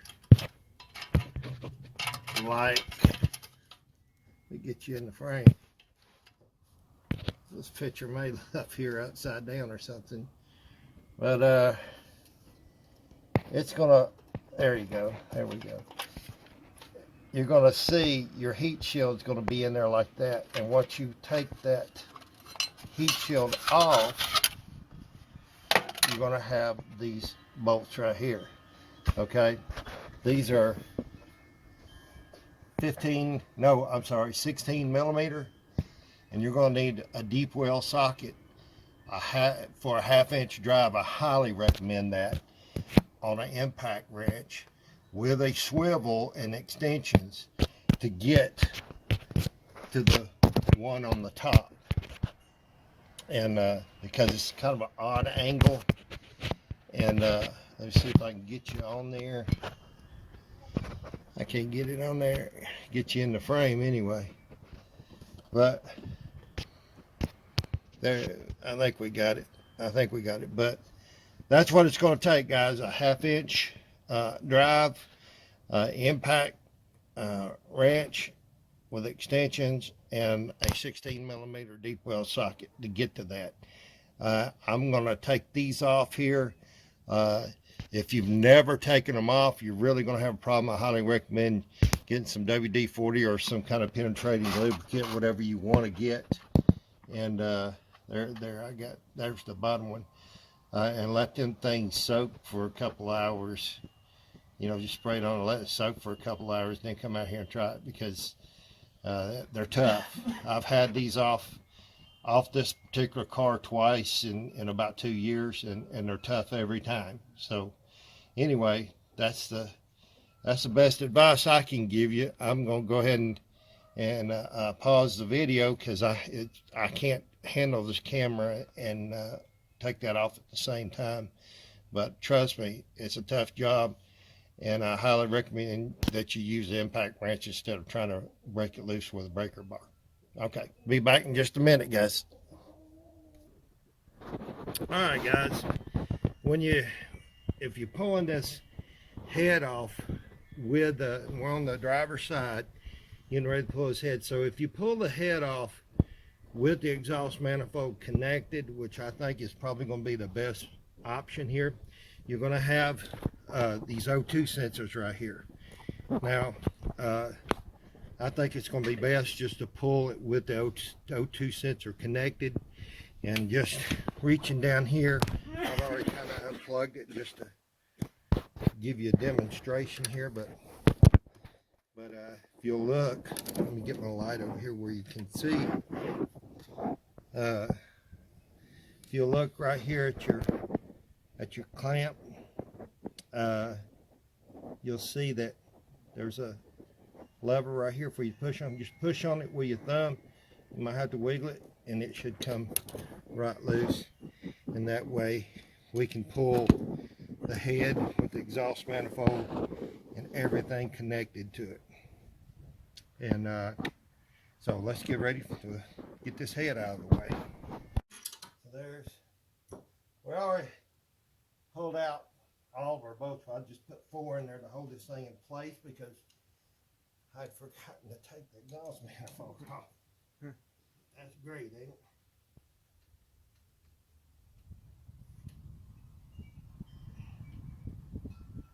I should have held that ratchet on this one a little bit longer. Where'd it go? There we go. There we go. And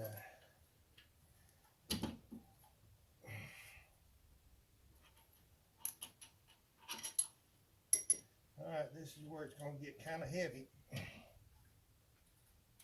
Sometimes you might have to have a partner to help you hold it. Anyway, I think we got it. I think we got a good handhold on things. And there's always something holding us.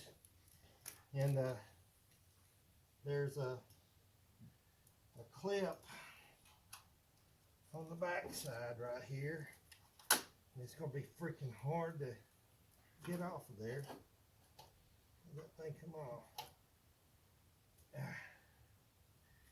Well, I'm going to have to get it off there somehow. Let that thing come off there, man.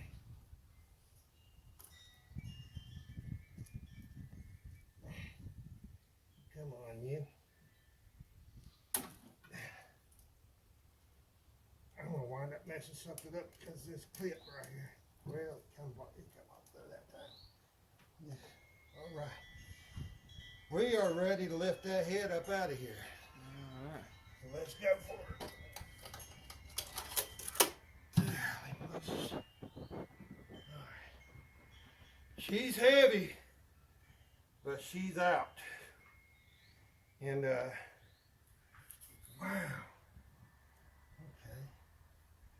Okay, let's get this over here on the table.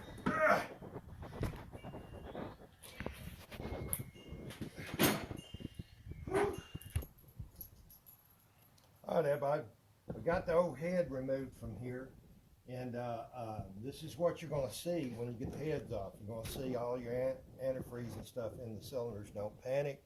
I don't mean there's nothing wrong with your heads or the block or anything. It just means when you pulled that head off there, where all the water journals are, had any antifreeze in it, which it will, it all just come falling out in the pistons. We got a shop vac, and we're just going to vacuum that out, and then we're going to take us a dry rag and clean it out real good, get this head gasket off here, pull our lifters out, and we're going to go from there and see what's going on with these lifters over here.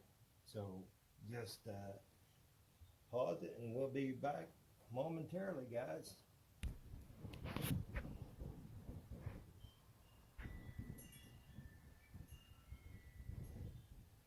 All right, have you got a good shot of that head gasket right there? I mean, this thing would just freaking eat up. Don't look too bad, but look at all that standing here. This thing may have very well been leaking, who knows.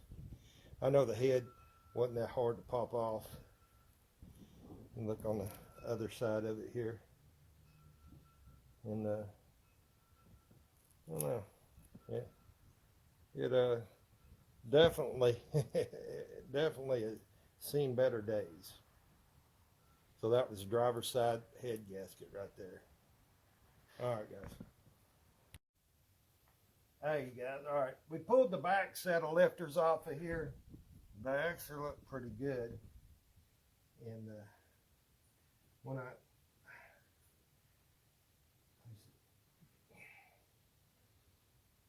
one of them's coming out, the rest of them are staying. So let's set that right here. And see what we got here.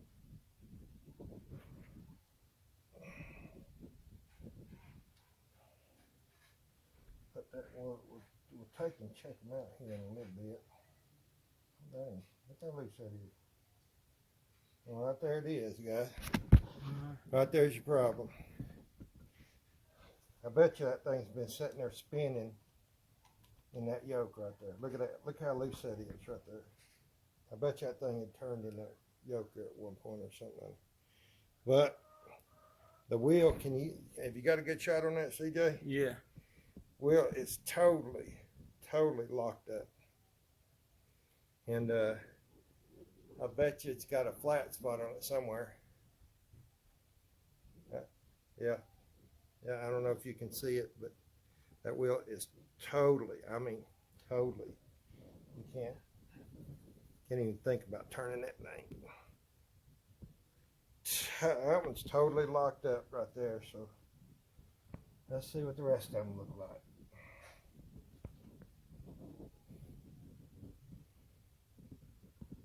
you know, this one looks pretty doggone good.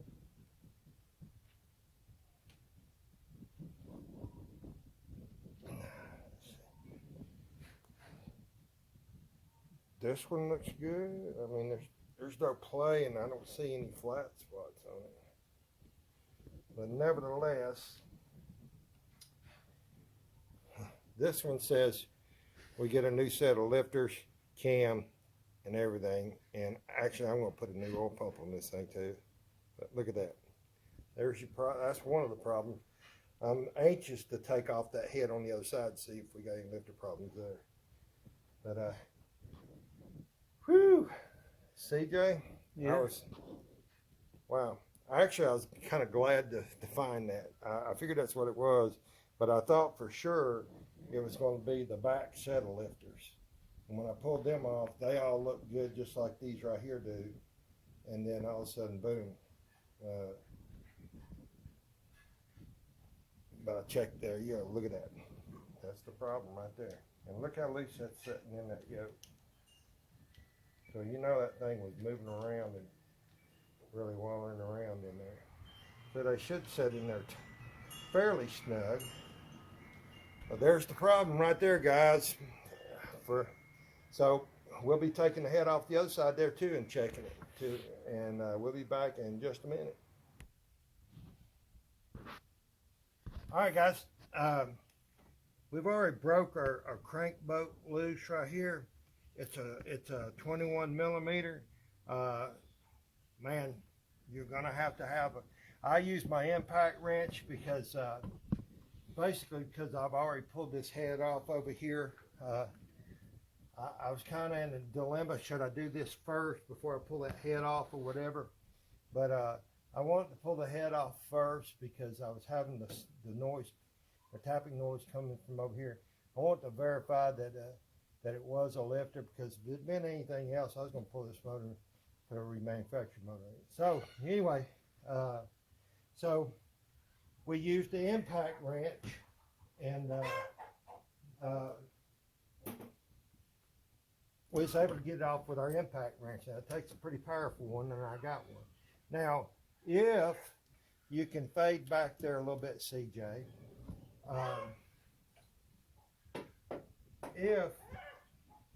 if you break this loose first, you can actually use a breaker bar. I've got my torque wrench here just for show purposes, for teaching purposes. You can actually use a breaker bar and put it under the frame on the passenger side, and then put your socket on there and just bump your switch and let the engine turn on, let the engine break it loose itself. Before you do that though, I would highly advise pulling the fuse for your fuel pump, just so you be sure the engine don't start, because you don't want the engine to start. But since we already pulled the head off, we don't have any compression on the motor and everything, I went ahead and used my impact wrench.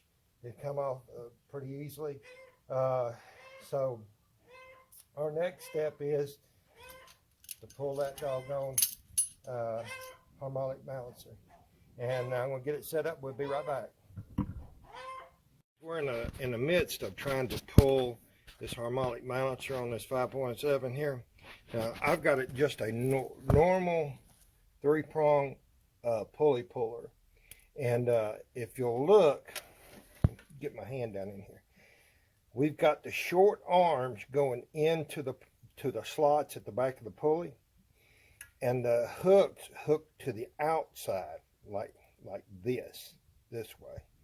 And it's designed, the pulley is designed, it's got some flat spots in the center. It's designed to have the hooks facing inward.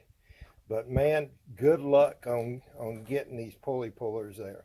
If you got a 3-prong puller like this, put the short end of the arms into the pulley with the fat hooks. We got the thin hooks right here, the fat hooks facing outward. It's on the inside facing outward. It's still going to slip every once in a while. This one has, but we're in the process of getting it pulled right now. And so it's going to pull until we reach the bottom of our bolt. Now I got the bolt in there fairly good ways because I didn't want to take a chance on stripping the threads in that thing. So when it bottoms out there, I'll have to get a socket or something that just fits to the inner diameter of this pulley, and put it up in there, and probably put a bolt on through the square end of that socket, and then put this on top. So wish us luck here. All right, guys, we're right back here working on this, and working on this harmonic balancer. And what happened is we had the crank bolt running there, and we had the puller pushing against the head of the crank bolt. And finally, we got the harmonic balancer out far enough that it was bottoming out against the bottom of the washer of that crank bolt. So what we did is we went and got a socket, and a deep well socket that was just big enough to fit inside the diameter of the hole on this harmonic balancer. And then I found a bolt that's just laying on the ground that we could put it was big enough to slide into the square hole, or the square hole on the socket where you pop it on your ratchet. And so now, and I put some tape on there so that when we was putting that socket up to the harmonic balancer, that bolt wouldn't slide, it wouldn't fall out. And it still takes a little bit of working with, but we got it, and hopefully it's going to be rocking on out of here. And yeah, also on that bolt that we just put into the socket here, we took it over, took our drill, and we drilled us a little guide spot. You know, if you got a punch, you can just punch it, you know, a little divot in the top of that bolt, just to keep the puller from walking around on top of that bolt.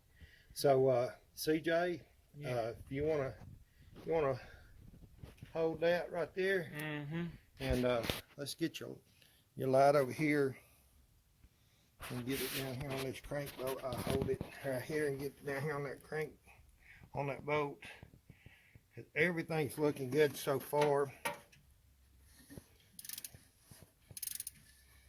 and it takes a little bit of time, but eventually it's going to pop out of there. Hopefully. It's actually pretty easy right now. I could probably get that air ratchet on here and wrench on it, but it's steadily coming. There it went. And I get this pulled. Everything's gonna fall now. That's okay. I get this pulled out here. I'll show you how we had it set up here. We had it set up just like that, and I'll take the tape off so you can see it real good. And just an old bolt that we found laying on the ground. That done the trick right there, buddy. And yeah, harmonic balancer is off there. You see, that's how we had that set in there. But we started off with the crank bolt in there, but I run the crank bolt in about halfway in, because if you don't have enough threads on that and you start pushing against it, you're gonna mess up your threads. So I run about halfway in, pulled the harmonic balancer out. Here it is. I had it run about like that, and then when we pulled the harmonic balancer out, it bottomed out against the bolt here. So we took the bolt out. We found us a little bolt that we could slide into that socket, slid the socket in, put our puller on there, yanked her on out. That's the best way to go. But I want to show you this on the puller, because this thing is really aggravating. I don't want to beat up the car, so bring that over here, buddy. All right. We had the way our puller went in is we had the hooks faced out. Okay, now they'll tell you, because you see these flat slots right here, that the hook should be facing in. Good luck if you can do that. We fiddled around with it forever. We actually had them faced outward and hooked. Can you get up here and see this? And hooked in it just like that, and hooked into the slots right here. And as you're tightening this thing down, it takes like 2 sets of hands almost. But as you're tightening your bolt down, you need to kind of squeeze on the top part of these arms and make sure they stay locked into place here. But that's how we did it, guys. That was the toughest job so far. That was the toughest job. But it's not tough. It's not really hard to pull on it. You can do it with a regular ratchet. We did. Yeah, but it's just hard working with that puller. But as long as you got the short arms going into your pulley like this, and hooking to the outside of those slots, hooking to the, I can't say that enough, hooking to the outside like that. That was phenomenal. I mean, that was phenomenal. So, guys, that's my tip for the day. We're gonna stop right here for the night, and we'd stopped and took a break, went in and ate and everything. So we're gonna stop here for the night, and we'll be right back tomorrow, just like that. See ya. All right, much better, guys. All right, what we're working on today is going to be taking this alternator off, getting ready to pull this passenger side head off the old Charger. And just come on up here, CJ.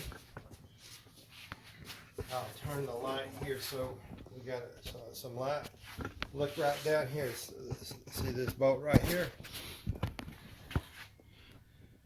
All right. You see it? Yep. All right. That's a 15 millimeter bolt, guys. And you got 2 on the bottom. To get to the 2 on the bottom, it's just better to get up under the car. And back it up there at CJ. And it is really, really good to get those 2 under the car. It's really, really good to have a ratchet that extends like this right here. So that's what we're looking at. And what we need to do is we need to take that alternator loose so we can get this, we can unhook this wiring harness from the back of the alternator and just kind of move it out of the way, because we want a good clear shot when we pull this head off here. So if you'll pause it. All right, everybody. We are up under the passenger side of the car, and you'll see the 2 bolts on the bottom of your alternator right here, and there's one in this bracket right here. Okay, so that's why it's good to have this extending ratchet, so we can go right here, and we can go right here just in front of your frame here, get that ratchet on the bolt and start working it. Also, that'll be the hardest one to get to, is right there, but still really no problem. I got a hose that's a little bit in the way here, so I'll just go to the other side of this hose, and maybe it'll give me a little more clearance. This ratchet does have a swiveling head on it, so I may have to do that. If you have a deep well socket, it would probably be a lot worse, but I mean a lot easier. But as the bolt comes out, it will work just fine. Let's see, this hose is in the way and it's kind of hard to get a, there we go, there's a shot of it. And it's just working this bolt off of here, right here. But a deep well socket would have really worked a little better. And go ahead and break this one loose right here. Just remember to open up your hands so you don't bust your knuckles.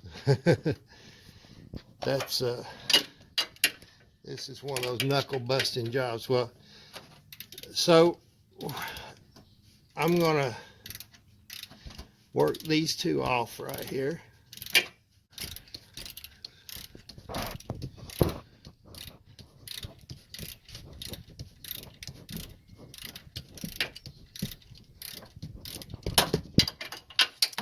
That bolt's just a little on the stubborn side. It's gonna make me ratchet on it the whole time, I guarantee you. It's starting to come out by hand.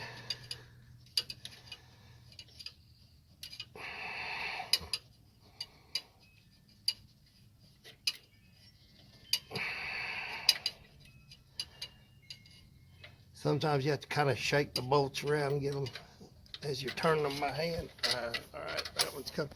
And see how long that bolt is right there. CJ, will you hold this for me, please? Yeah. Somebody had a birthday today, didn't they? Yeah. There's my cameraman. 31. 31 years old. All right, now to get that back one right there. Okay. This is where I kind of wish I'd gotten that long, that deep well socket, but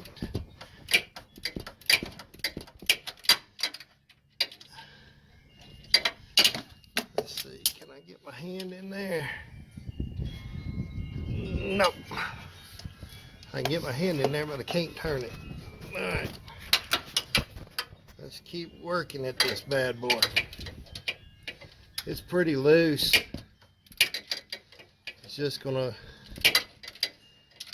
take a little time, and you just have to keep working with it.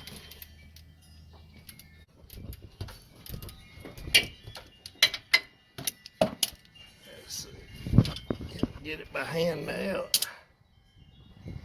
It's starting to come out by hand. Let me see if I can get a better shot on it. Somebody tries to call right in the middle of the video here, but we haven't missed a step.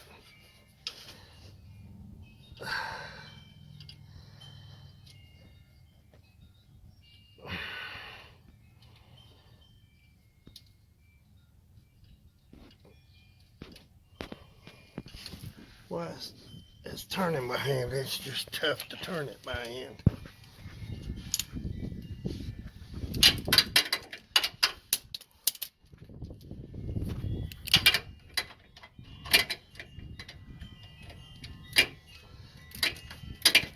Don't you just love it?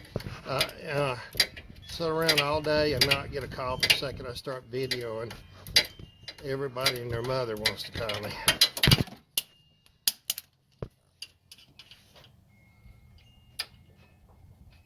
Let's see, now she's starting to come on out there.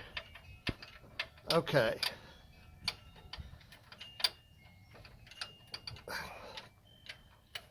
You put do not disturb on? No, I haven't. But see how long this bolt is? That's why it takes so long to get these things out of here. So, CJ, just keep it rolling, and we're going to go right up top here. All right. And will you hold it? Just hold just hold the phone there. All right. All right, now, guys, we're coming up top. I like to keep it rolling just so you can really see how long it takes to, for real. Because a lot of guys, well, we're going to do this.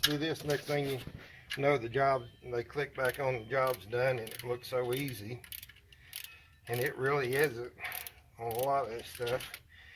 And we're all about the truth here. Just to remind you, before you start fooling around with this alternator, if you haven't done it already, which you should have, disconnect your battery, please, or because you're going to be dealing with hot wires back here on the back part of this alternator, and you may have some real sparks flying. Okay. I said we're going to let you see how long it really takes, and I'm not going to make it any longer than I have to. So, one of these bad boys right here is fantastic. Okay, well, if you have it set right, to take the bolt off instead of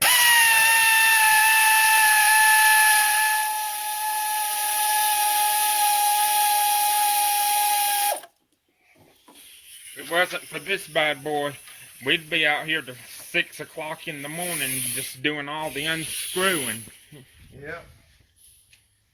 All right, hold that bolt right there. All Now, right. if you look down here, you'll see all these nice little plug-ins, and getting to them and getting them off there. You squeeze on that one, then we got your hot. You got a cover that's over this hot right here, and I believe that's going to be an 8mm, I think.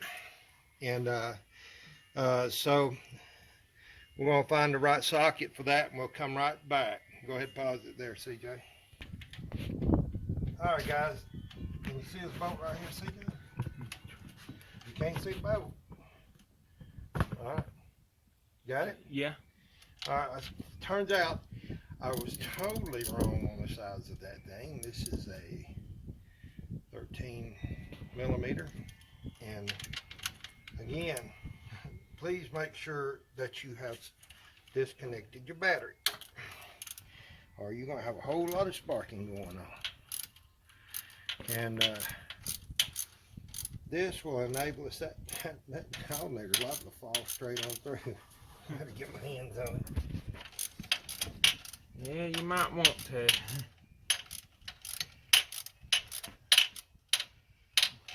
So,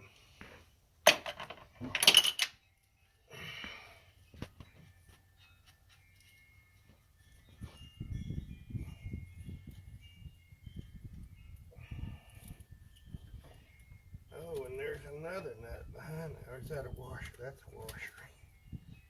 Okay.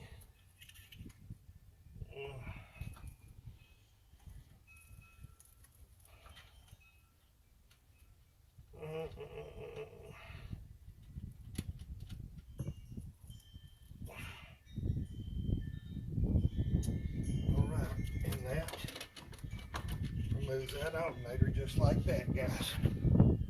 And what I'm going to do, since I don't want to lose this washer and nut, I'm just going to stick it right back on there.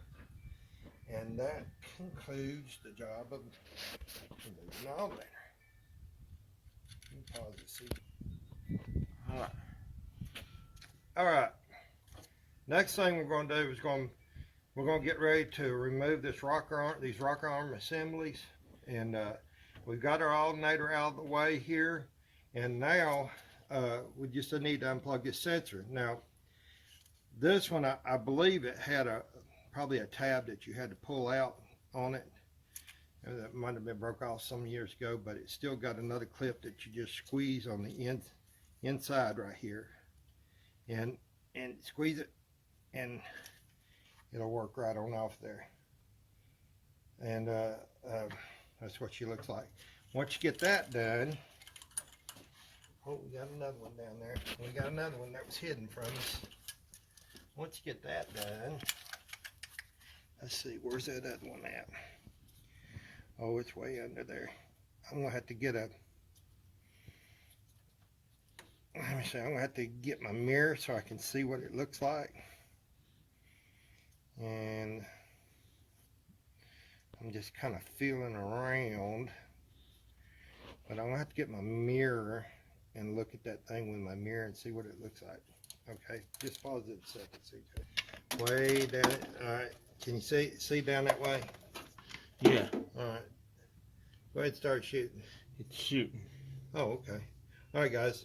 Problem that we had this little clip right here that was way down under there, and it was in such a manner it was hard to get my hands to and everything. Check out what we did.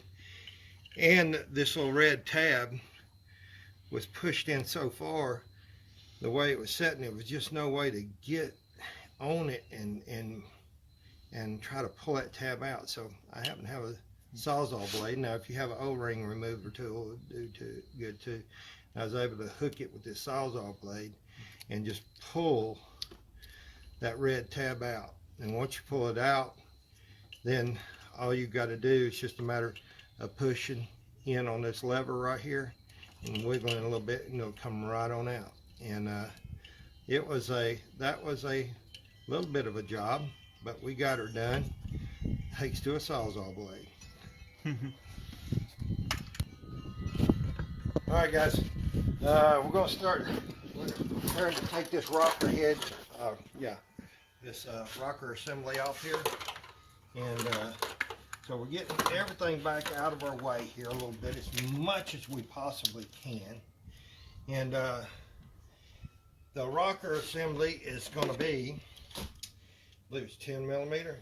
Yep, looks like 10 millimeters, 10 millimeter. Now what I like to do again, when I'm taking these things off, I'll start from the metal, crack it loose. But I like to take this off evenly, because your valve springs are putting pressure against this rocker head assembly, and this rail here flexes considerably, and taking the pressure off the ones that need the pressure taken off. And you see the whole thing is starting to wiggle around. I'm gonna put my hands on these bolts before I wind up losing them. Now guys, I leave the spark plugs in here because I don't want to take a chance on me dropping something down in this engine and not know it, you know. So leaving the plugs in there, that really helps. Now the whole assembly is now loose, you can see that. And if we're lucky, like the other rocker arms, the bolt stayed in the rocker arms.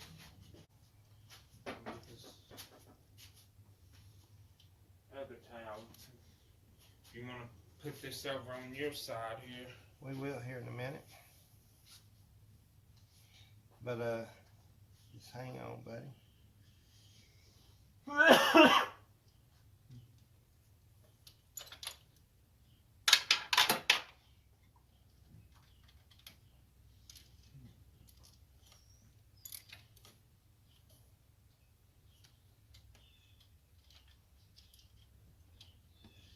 Seems like you. All right, we got the whole rocker assembly off just like that, guys. Come off all together. And I'm going to take it over and I'm going to put it inside the valve cover for this side. But that's how you take the intake rocker assembly off here. All right. Okay. So now we're going to remove our intake push rods. And 1, 2, 3. Boy, that was enough. 3 and 4. Right there. Okay, there's our intake push rods right there. I'm going to set them right to the side for right now. And you're probably going to have to move your camera over, CJ, because I'm going to have to get right in here. All right. And exhaust rocker arm assembly, and this little back bolt right here is one of the hardest ones to get to. I haven't used an adapter for this 10 millimeter right here. That's what it is. It is a 10 millimeter. And get that thing on there, get that wiring harness out of the way. I just want to get that one broke loose right there. And we're just breaking them loose right here.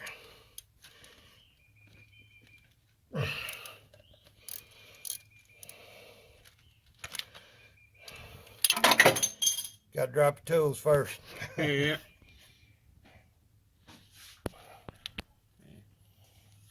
That one's loose.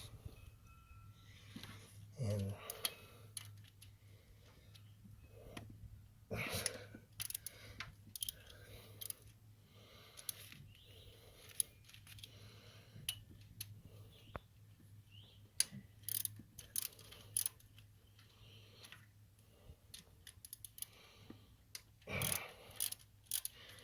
hey, if you don't drop a tool, bust a knuckle, you ain't mechanicking.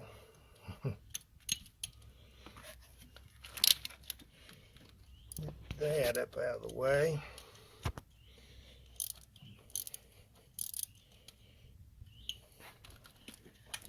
I'm gonna have to get that zip tied up out of the way somehow.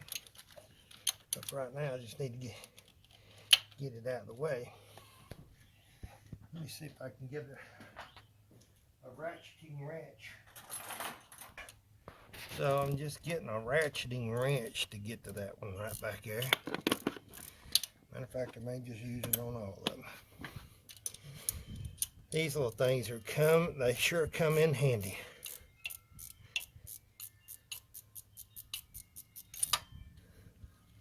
Well, don't we see how fast you can ratchet there, Daddy? Yeah. That one's loose. Oh, we got a little pressure on this one.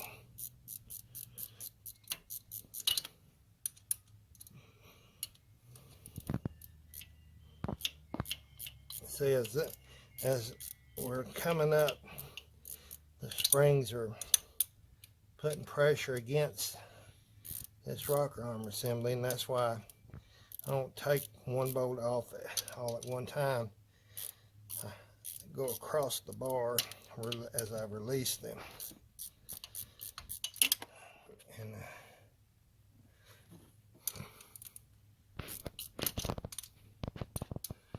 that bolt's all the way up. So that one's up. This one's up. So now they're pretty much got everything loosened up here.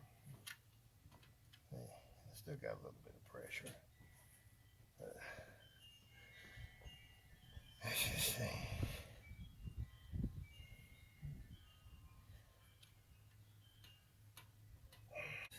This here's out, so now that one's out. So we're gonna lift this whole assembly out of here, rotate it up so we don't drop any bolts. And there it is, guys. That's your exhaust rocker arm assembly. Right. All right, guys. We got that rocker arm assembly off, and now we're going to take the exhaust push rods out. This is the intake push rod. Just want to show you the difference. Remind everybody of the difference here. And, see your exhaust push rod, how much longer it is than your intake push rod. Now, again, if I was going to reuse these push rods, I would take them out. I would draw me a diagram on a piece of cardboard or something, punch out some holes, and make it to where I can put these push rods back in the exact same spot they came out. But I'm not reusing these. But I wanted to show you the difference in the size. The exhaust push rods are longer. Just think about it this way. The farther the rocker arm is away from the cam, the longer the push rod. And your exhaust rocker arms are down here on the bottom, so it's farther away from the cam. So the furthest away gets the longer push rod. That's a good way to look at it, ain't it? Now,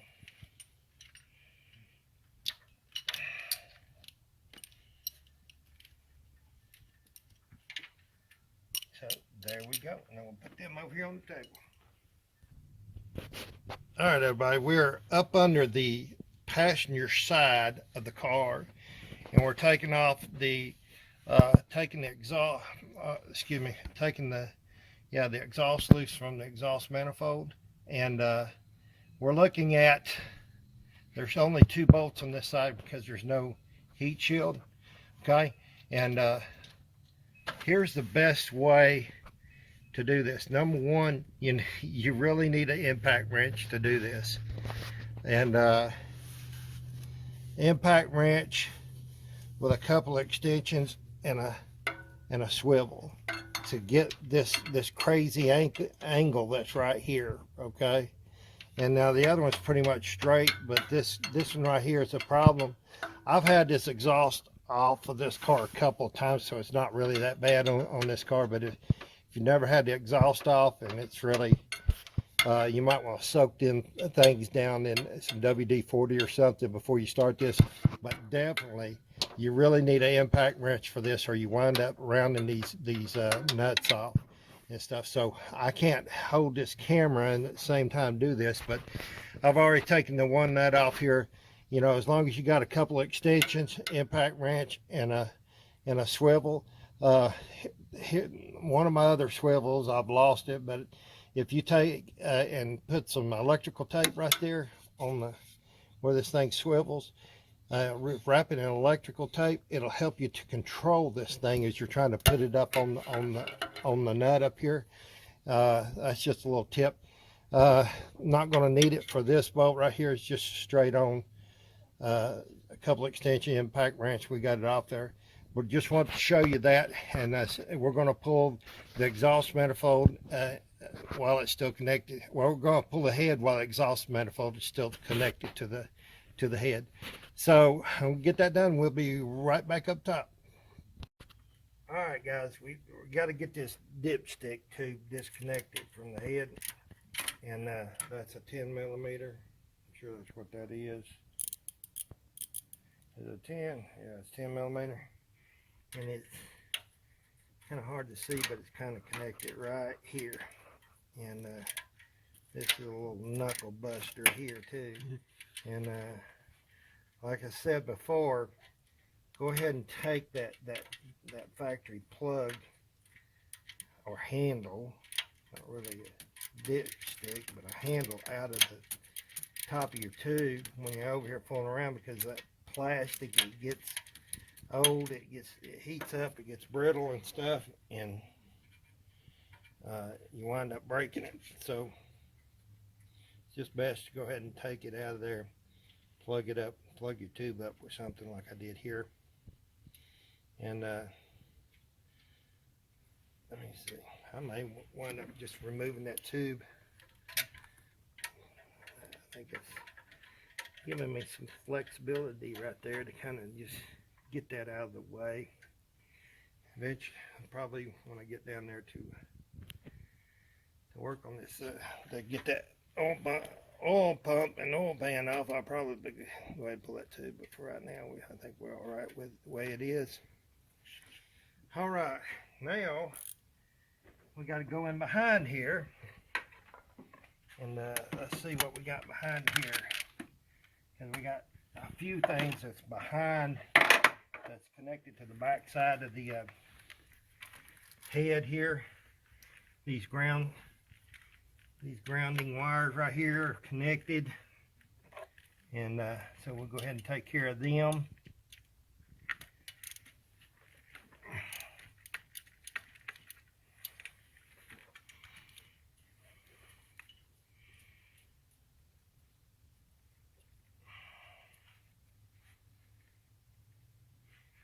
I hope that transmission dipstick tube, or you know what, I was wrong.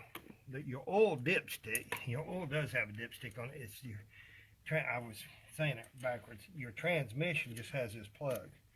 What am I saying? I don't know what I was saying a while ago. So it's just best to get all that stuff out of the way. And let's not forget, you also have an O2 sensor that's plugged up to the manifold right here. We got to find where the other end of that O2 sensor is, and I think it's right here. It's right there. And if you can unplug it from right here, sure is a lot easier. And I have to get it up here and work with it here.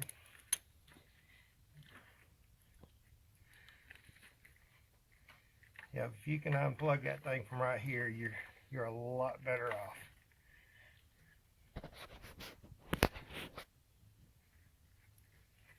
There it goes.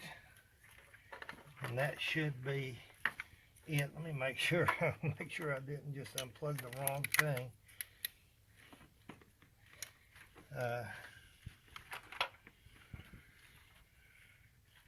Yeah, that's the correct one. That's the one right there that we need to unplug right there.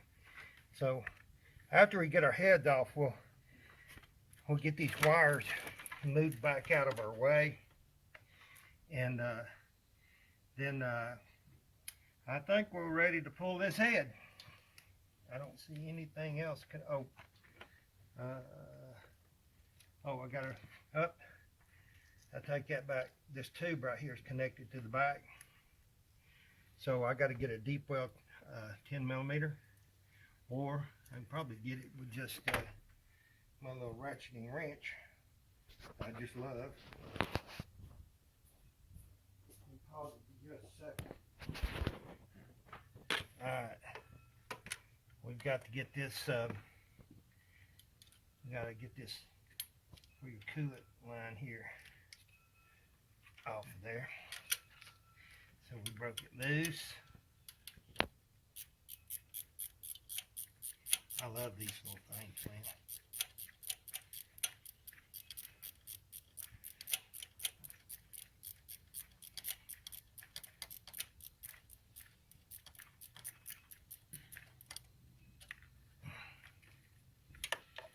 Well, that whole stud's coming out of there. I reckon that'll be fine.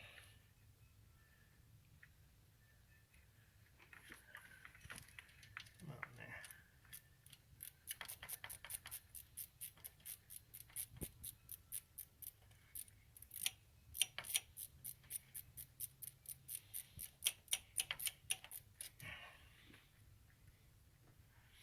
It's a long freaking little stud for this thing.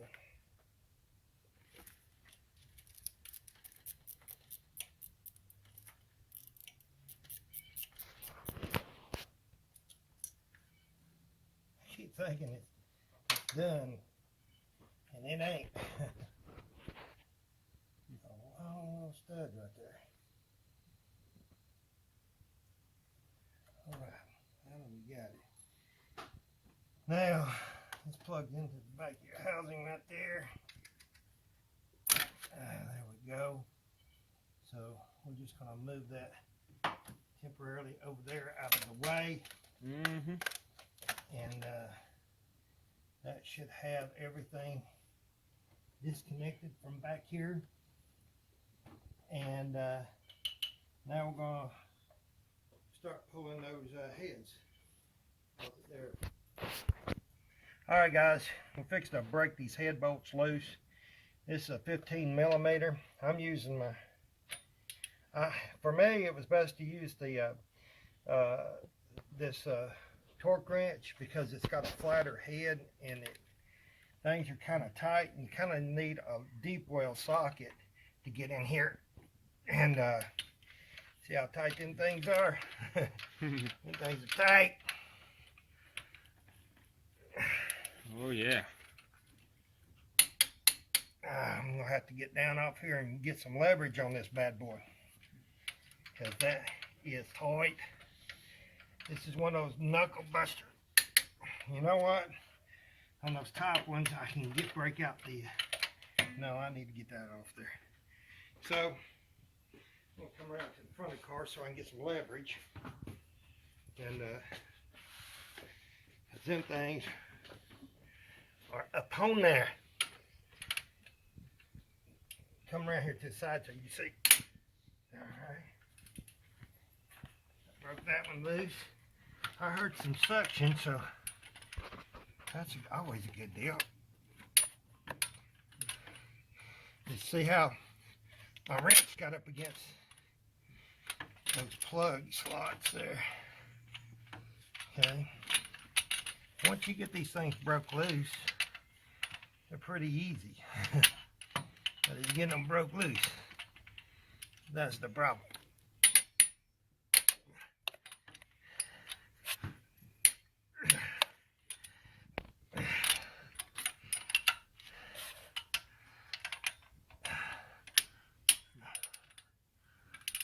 Alright, there's up there. Move the stool.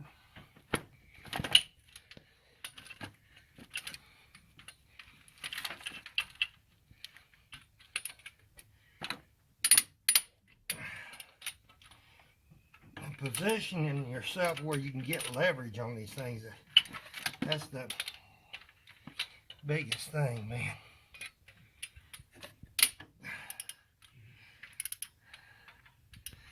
Now, did I already break these loose right here? Yeah, that was broke loose. Oop, lost my socket.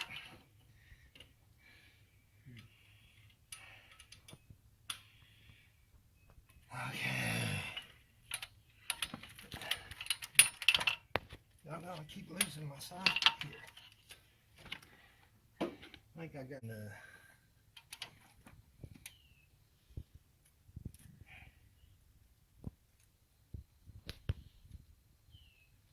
make sure you get a hand on all your washers and everything here.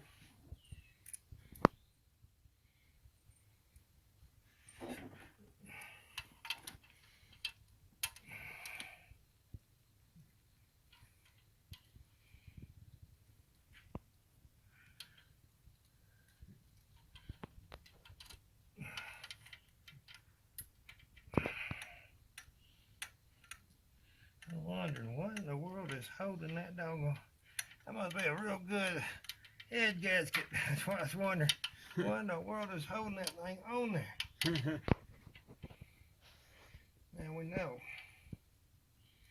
So You thought you was gonna have to give that gasket an attitude adjustment, huh? yeah, give me an attitude adjustment. Okay, Yeah. so now we have all them off there. Now it should pop on loose right there. Let us try this again. Ain't no problem once you get it going like that. And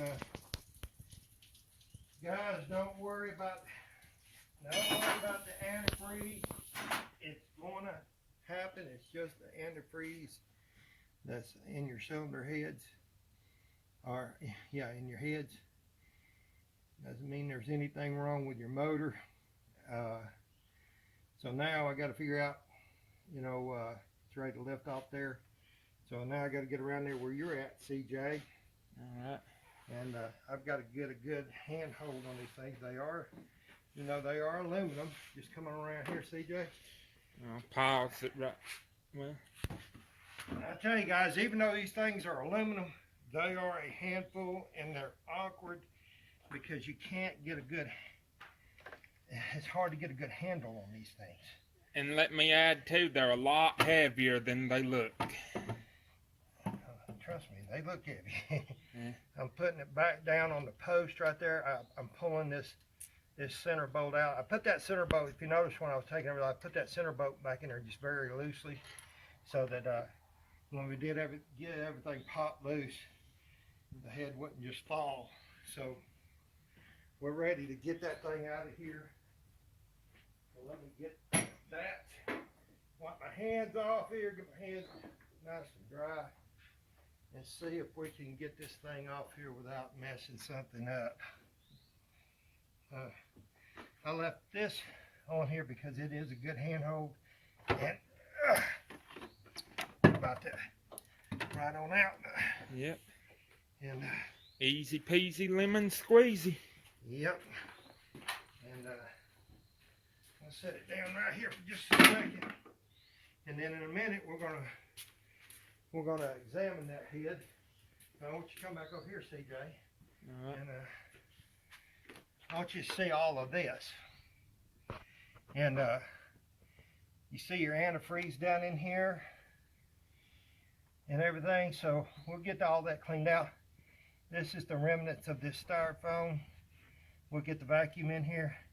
It's important we get all this stuff cleaned out before we start pulling anything else, because you don't want junk to fall down in these cylinders or down in your hose here where your lifter's going to come out. So CJ, if you go ahead and pause that, that's what we're going to do. Okay guys, everything looks pretty good down in there.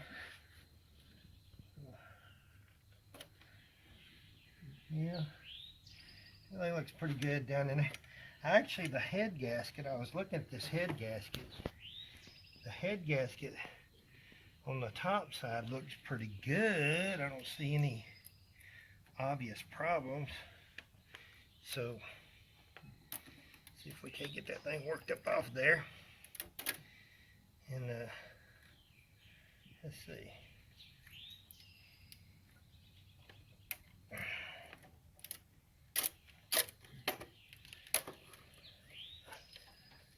Let's look at the bottom part of it.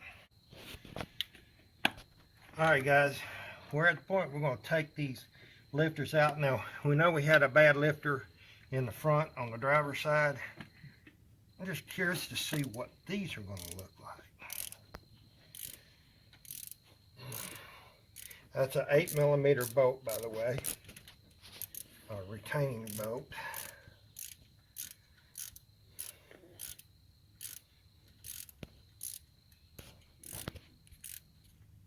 Let me say we go ahead and pull that other bolt too, since we're going to pull both sides anyways.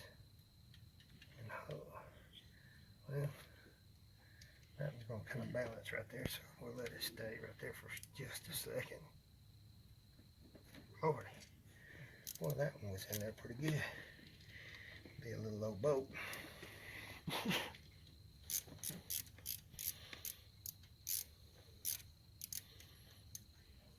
Now, if y'all been watching the video, the one that was bad on the front driver's side was actually turned sideways in this yoke here, or bracket.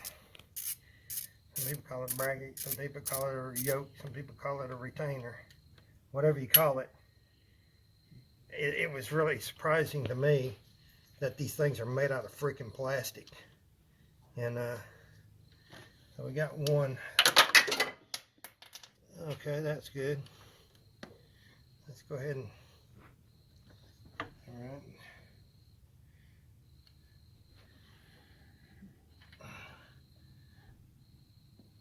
Let's get those out of there.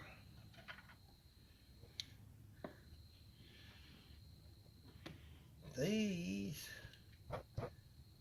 look pretty good right here.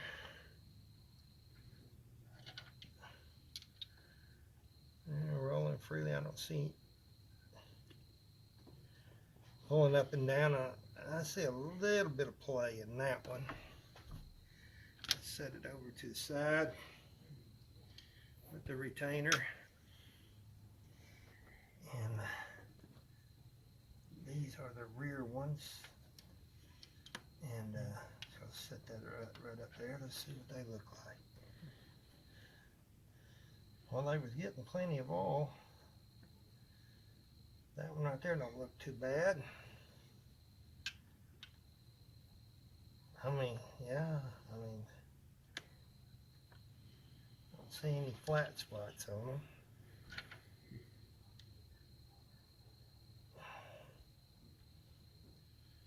One bad one so far. And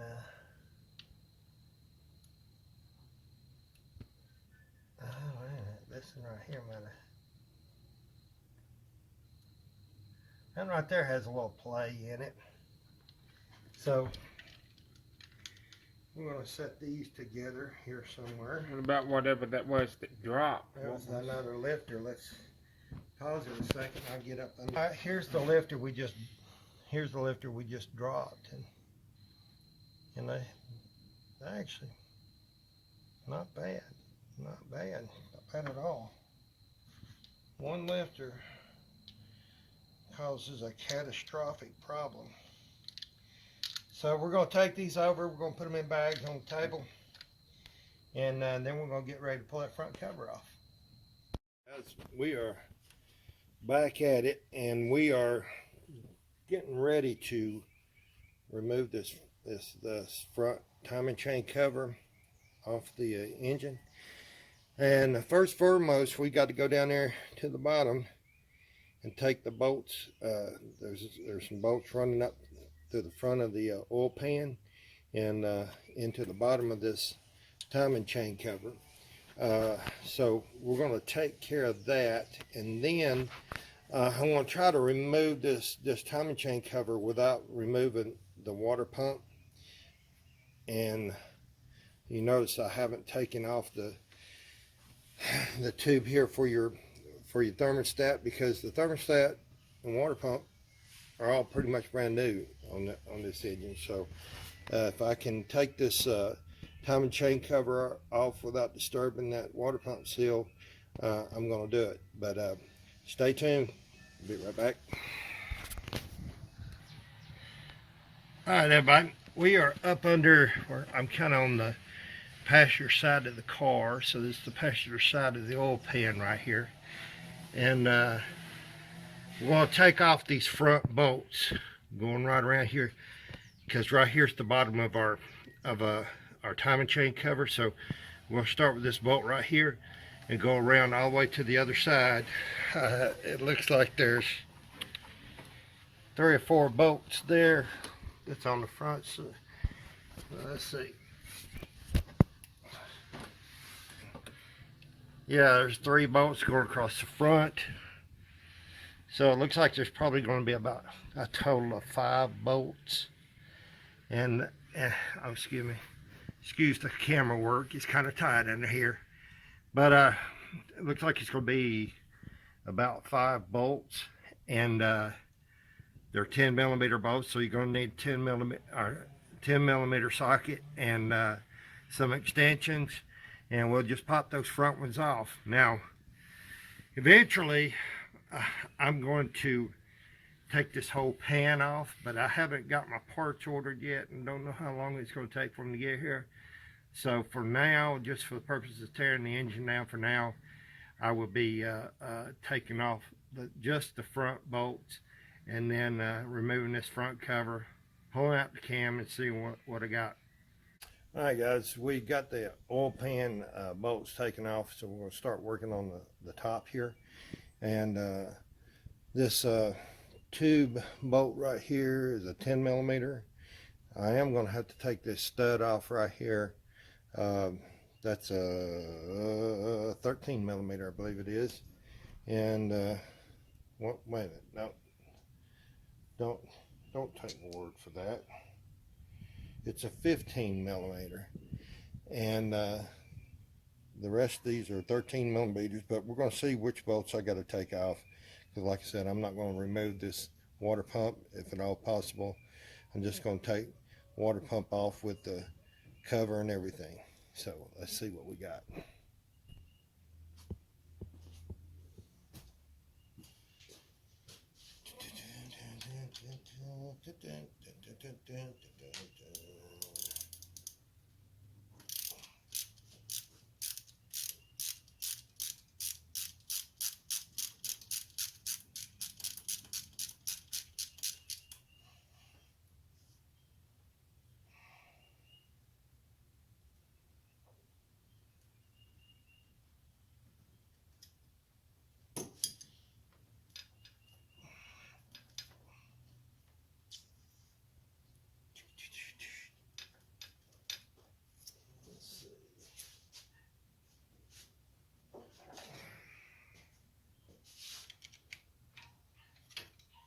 There we go, that pops right on down there. We'll move it over here out of the way. Get that one over there out of the way too. Then we can start working on the, you know what, I'm just going to stick this bolt right back down in there.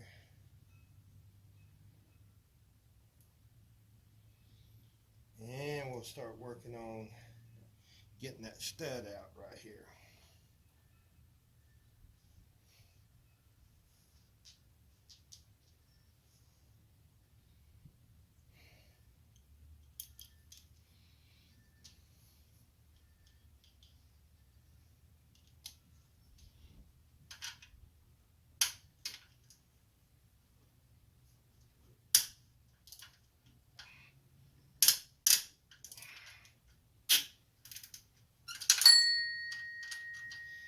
Hopefully that whole stud's turning. Can't tell yet.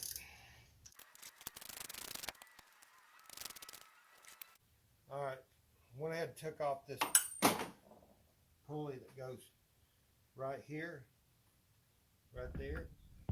So the way you pull that, pop that off there, get you a knife or something going there, and you pop this center piece off, and that takes you a torque socket. I don't know what size that is, but torque socket, go in there, pop it loose. That easy, not a hard thing to do. You don't drop your tools like I've been doing. So that's one of the things we had to do right there. Go ahead and pause it, CJ. Well, all right. Bring your camera up here, buddy. All right. We'll show exactly what bolts I need to take out.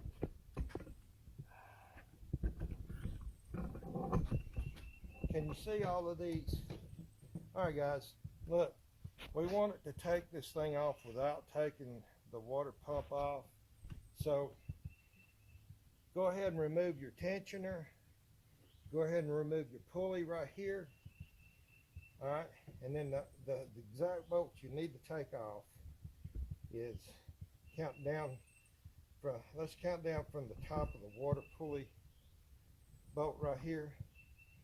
Take the second one, there's 3, 4th one, 5, 6th one off, right? And coming on around, the 7th one right here underneath the where your pulley would be, and the 8th one right here, okay? That's the bolts that goes through the water pulley, the water pump. Then you got 1, 2, 3, 4 right here, and then you got this bolt right here, 5. Then you have the 3 bolts that come up through the oil pan, or excuse me, the 5 bolts that come up through the oil pan. That's the bolts that you need to take off, in other words, to get this whole cover off, okay? If you want to leave your pulley, what I keep saying, if you want to leave your water pump on. All right, guys. All right. Eventually I'm going to take this oil pan off the car, but I don't want to right now. And what I want to do right now today is I want to be able to pull that cam out of here and look at the condition of the cam. Now, according to this timing mark up here, I've got my motor on top dead center, but I can't see the timing mark on the bottom on the crank. Now, everybody says that you got to drop your oil pan and all this other stuff, and I'd sit here and I thought about a way to do this without having to drop the oil pan, and for today, because I haven't ordered my parts yet, and it may be weeks, and I don't want this thing sitting here without the oil pan for weeks. Anyway, what I'm going to try to do is I'm going to remove the oil pump bolts right here, right? And hopefully I can turn the oil pump enough this way to get, because your oil pickup tube's right here, to get the oil pickup tube bolt right here exposed enough to throw in this little 10mm and ratchet that thing right on up out of there. If you don't plan on removing your oil pump anyway, be very careful with your bolt so you don't drop it, which if I do, it's no big deal because I'm going to remove the pan anyway. But for today, I just didn't want to remove the pan, and I want it to be able to get to this cam as soon as possible. I may be able to You see, I just, there's not quite enough room to get to that bolt right there. So what I've done is I've taken a piece of coat hanger wire, you can use mechanic wire, I've wrapped it around the pickup tube down there, and I've just got it looped over my crankshaft right here. Be careful not to damage your crankshaft, but just got looped over. I'm going to see if I can rotate this pump enough to do that. So let's give it a try. I've got confidence in you, Daddy.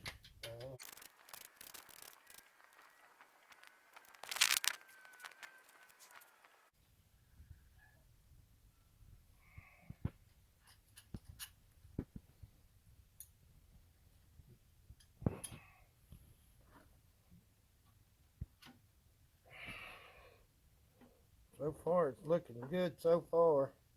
The way, of course, everything's gonna start falling. My stool's slipping out from under my feet.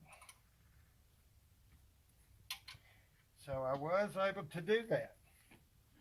So now, what I will do is I will remove the bolt.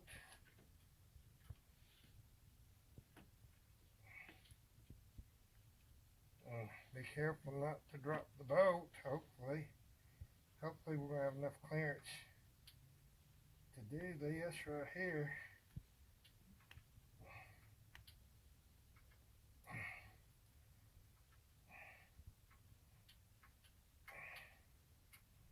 There's a little washer right there that's giving me a little bit of trouble. It's spinning in my fingers.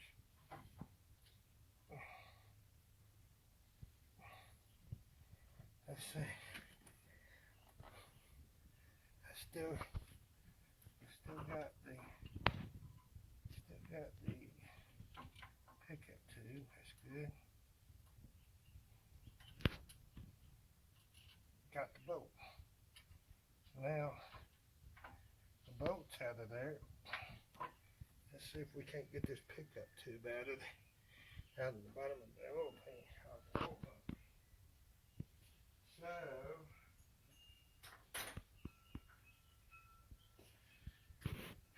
let's see if we can pull that thing out of there without dropping it down into the oil pan.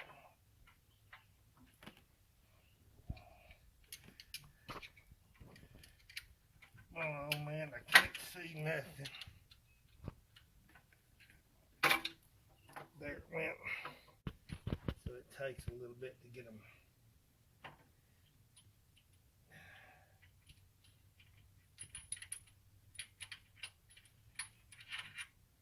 All right. There goes the oil pump. Just like that, guys. That's how you take oil pump off without taking the pan off. So pause it right there, CJ. Can you see that dimple and everything good? Yeah. Are you shooting? Yeah. Oh, okay. All right, guys, we got everything top dead center right here, okay? There's a little dimple that's right here in the cam gear, right? And I went ahead and turned it around and it took a lot of cranking to get my two links, chain links right here lined up. And I wanted that dimple to where it's lined up with this hole right here. And with in this case, the chain's got two black links right here on either side of the dimple, okay? And the reason why I just went ahead and cranked it around till the chain was right, because the lower the crank sprocket down there, the dimple that should be on the one of the teeth, that sprocket's worn so much that we couldn't find the dimple. But I'm looking at the keyway right here on the crank is about 30 degrees off center, and since we cranked around on our chain till everything was right, we got a single black link right down on the bottom, lined up on the bottom. So everything from that black link on the bottom, this dimple, and these two black links that's on either side of the dimple are lined up with this hole right here. Plus, the biggest thing is our number one piston is top dead center right here. So we know the engine's in time. Now some of your, matter of fact, most of the chains that I've seen, you're going to have the goalpost, the rectangle stamps on each side that's stamped into the links on each side of your timing mark on your cam gear, and a single rectangle that will line up with the timing mark on your crank gear. But like I said, that timing mark on the crank gear is apparently just worn off. And so we cranked it, and trust me, crank it enough and your chain will line back up correctly. And we're really positive about the crank being in the correct position, mainly because that keyway being 30 degrees off center and our piston top dead center over here. So our next step is going to be to remove the tension from our tensioner right here, and then pop our bolt off right here and try to take everything off at kind of the same direction here. So pause it there, CJ, and we'll. All right, guys, we was going to release the tension off of our chain tensioner, but as I prized on it, just broke in half. So we just took it out of there. Going to replace that anyway. So now we're looking at trying to get this cam bolt out of here, and like I said, we got everything setting in time right now. That's the most important thing. And then we're going to try to get that cam bolt out. Let's see what we can do. Oh yeah, she's all right. Didn't want to take it all the way out there, but there we go. Get her done. And get the big boy out. Get her done. That's kind of freaking surprising right there. Mm-hmm. All right. So we got everything right there. Y'all ready? Yep. All right, we're gonna go ahead and take this cam bolt out.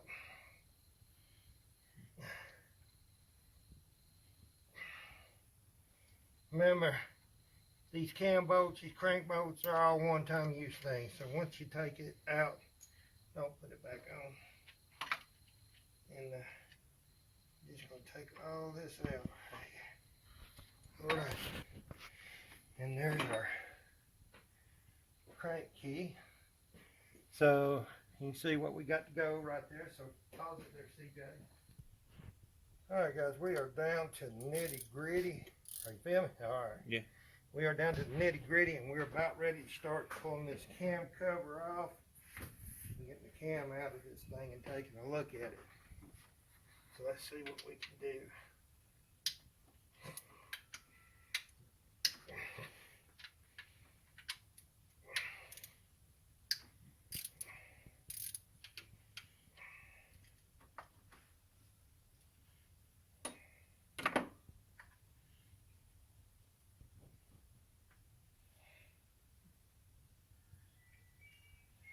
I'm going to hand you these bolts. I want you to hold on to them, buddy. Mm-hmm.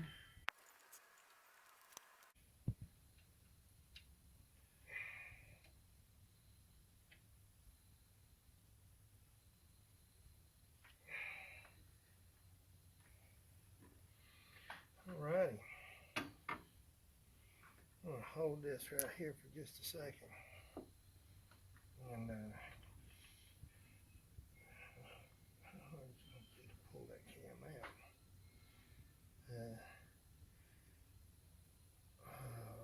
What did I do with my cam bolt? Need my cam bolt. Alright. You got it paused?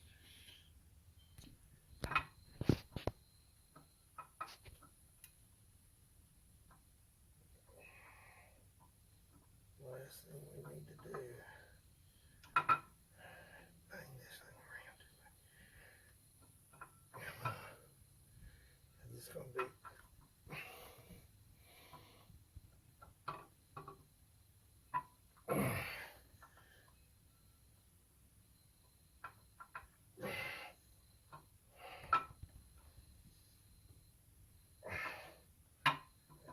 this very carefully.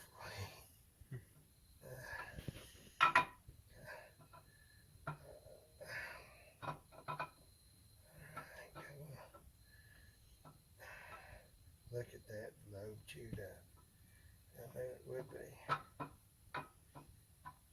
Look at that lobe. Mm-hmm.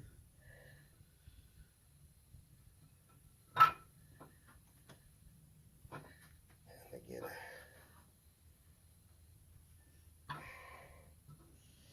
It's very tedious getting that thing out of there, huh? Yeah, you don't want to bang this around too much. Come on, yeah.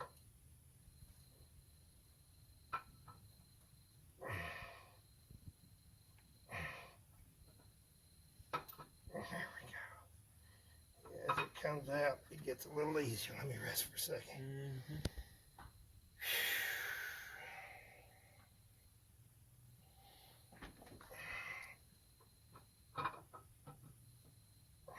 Just got one more up there.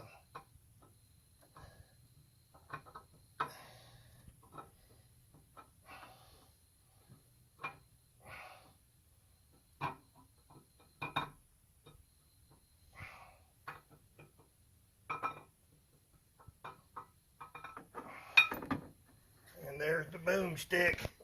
Bring it. Let's look at this thing, buddy.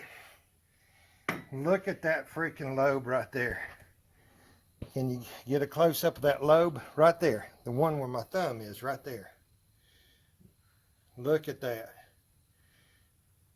You got a good shot of that? Yeah. That is what a failed lifter causes. Right there. Mhm. Let's see. Let me turn this light around. Come over here. Come over here. All right. I'm going to get it up here where we can see it good. That's the boomstick, and look at that. That is trashed. It's all chewed up. Get a good look at that.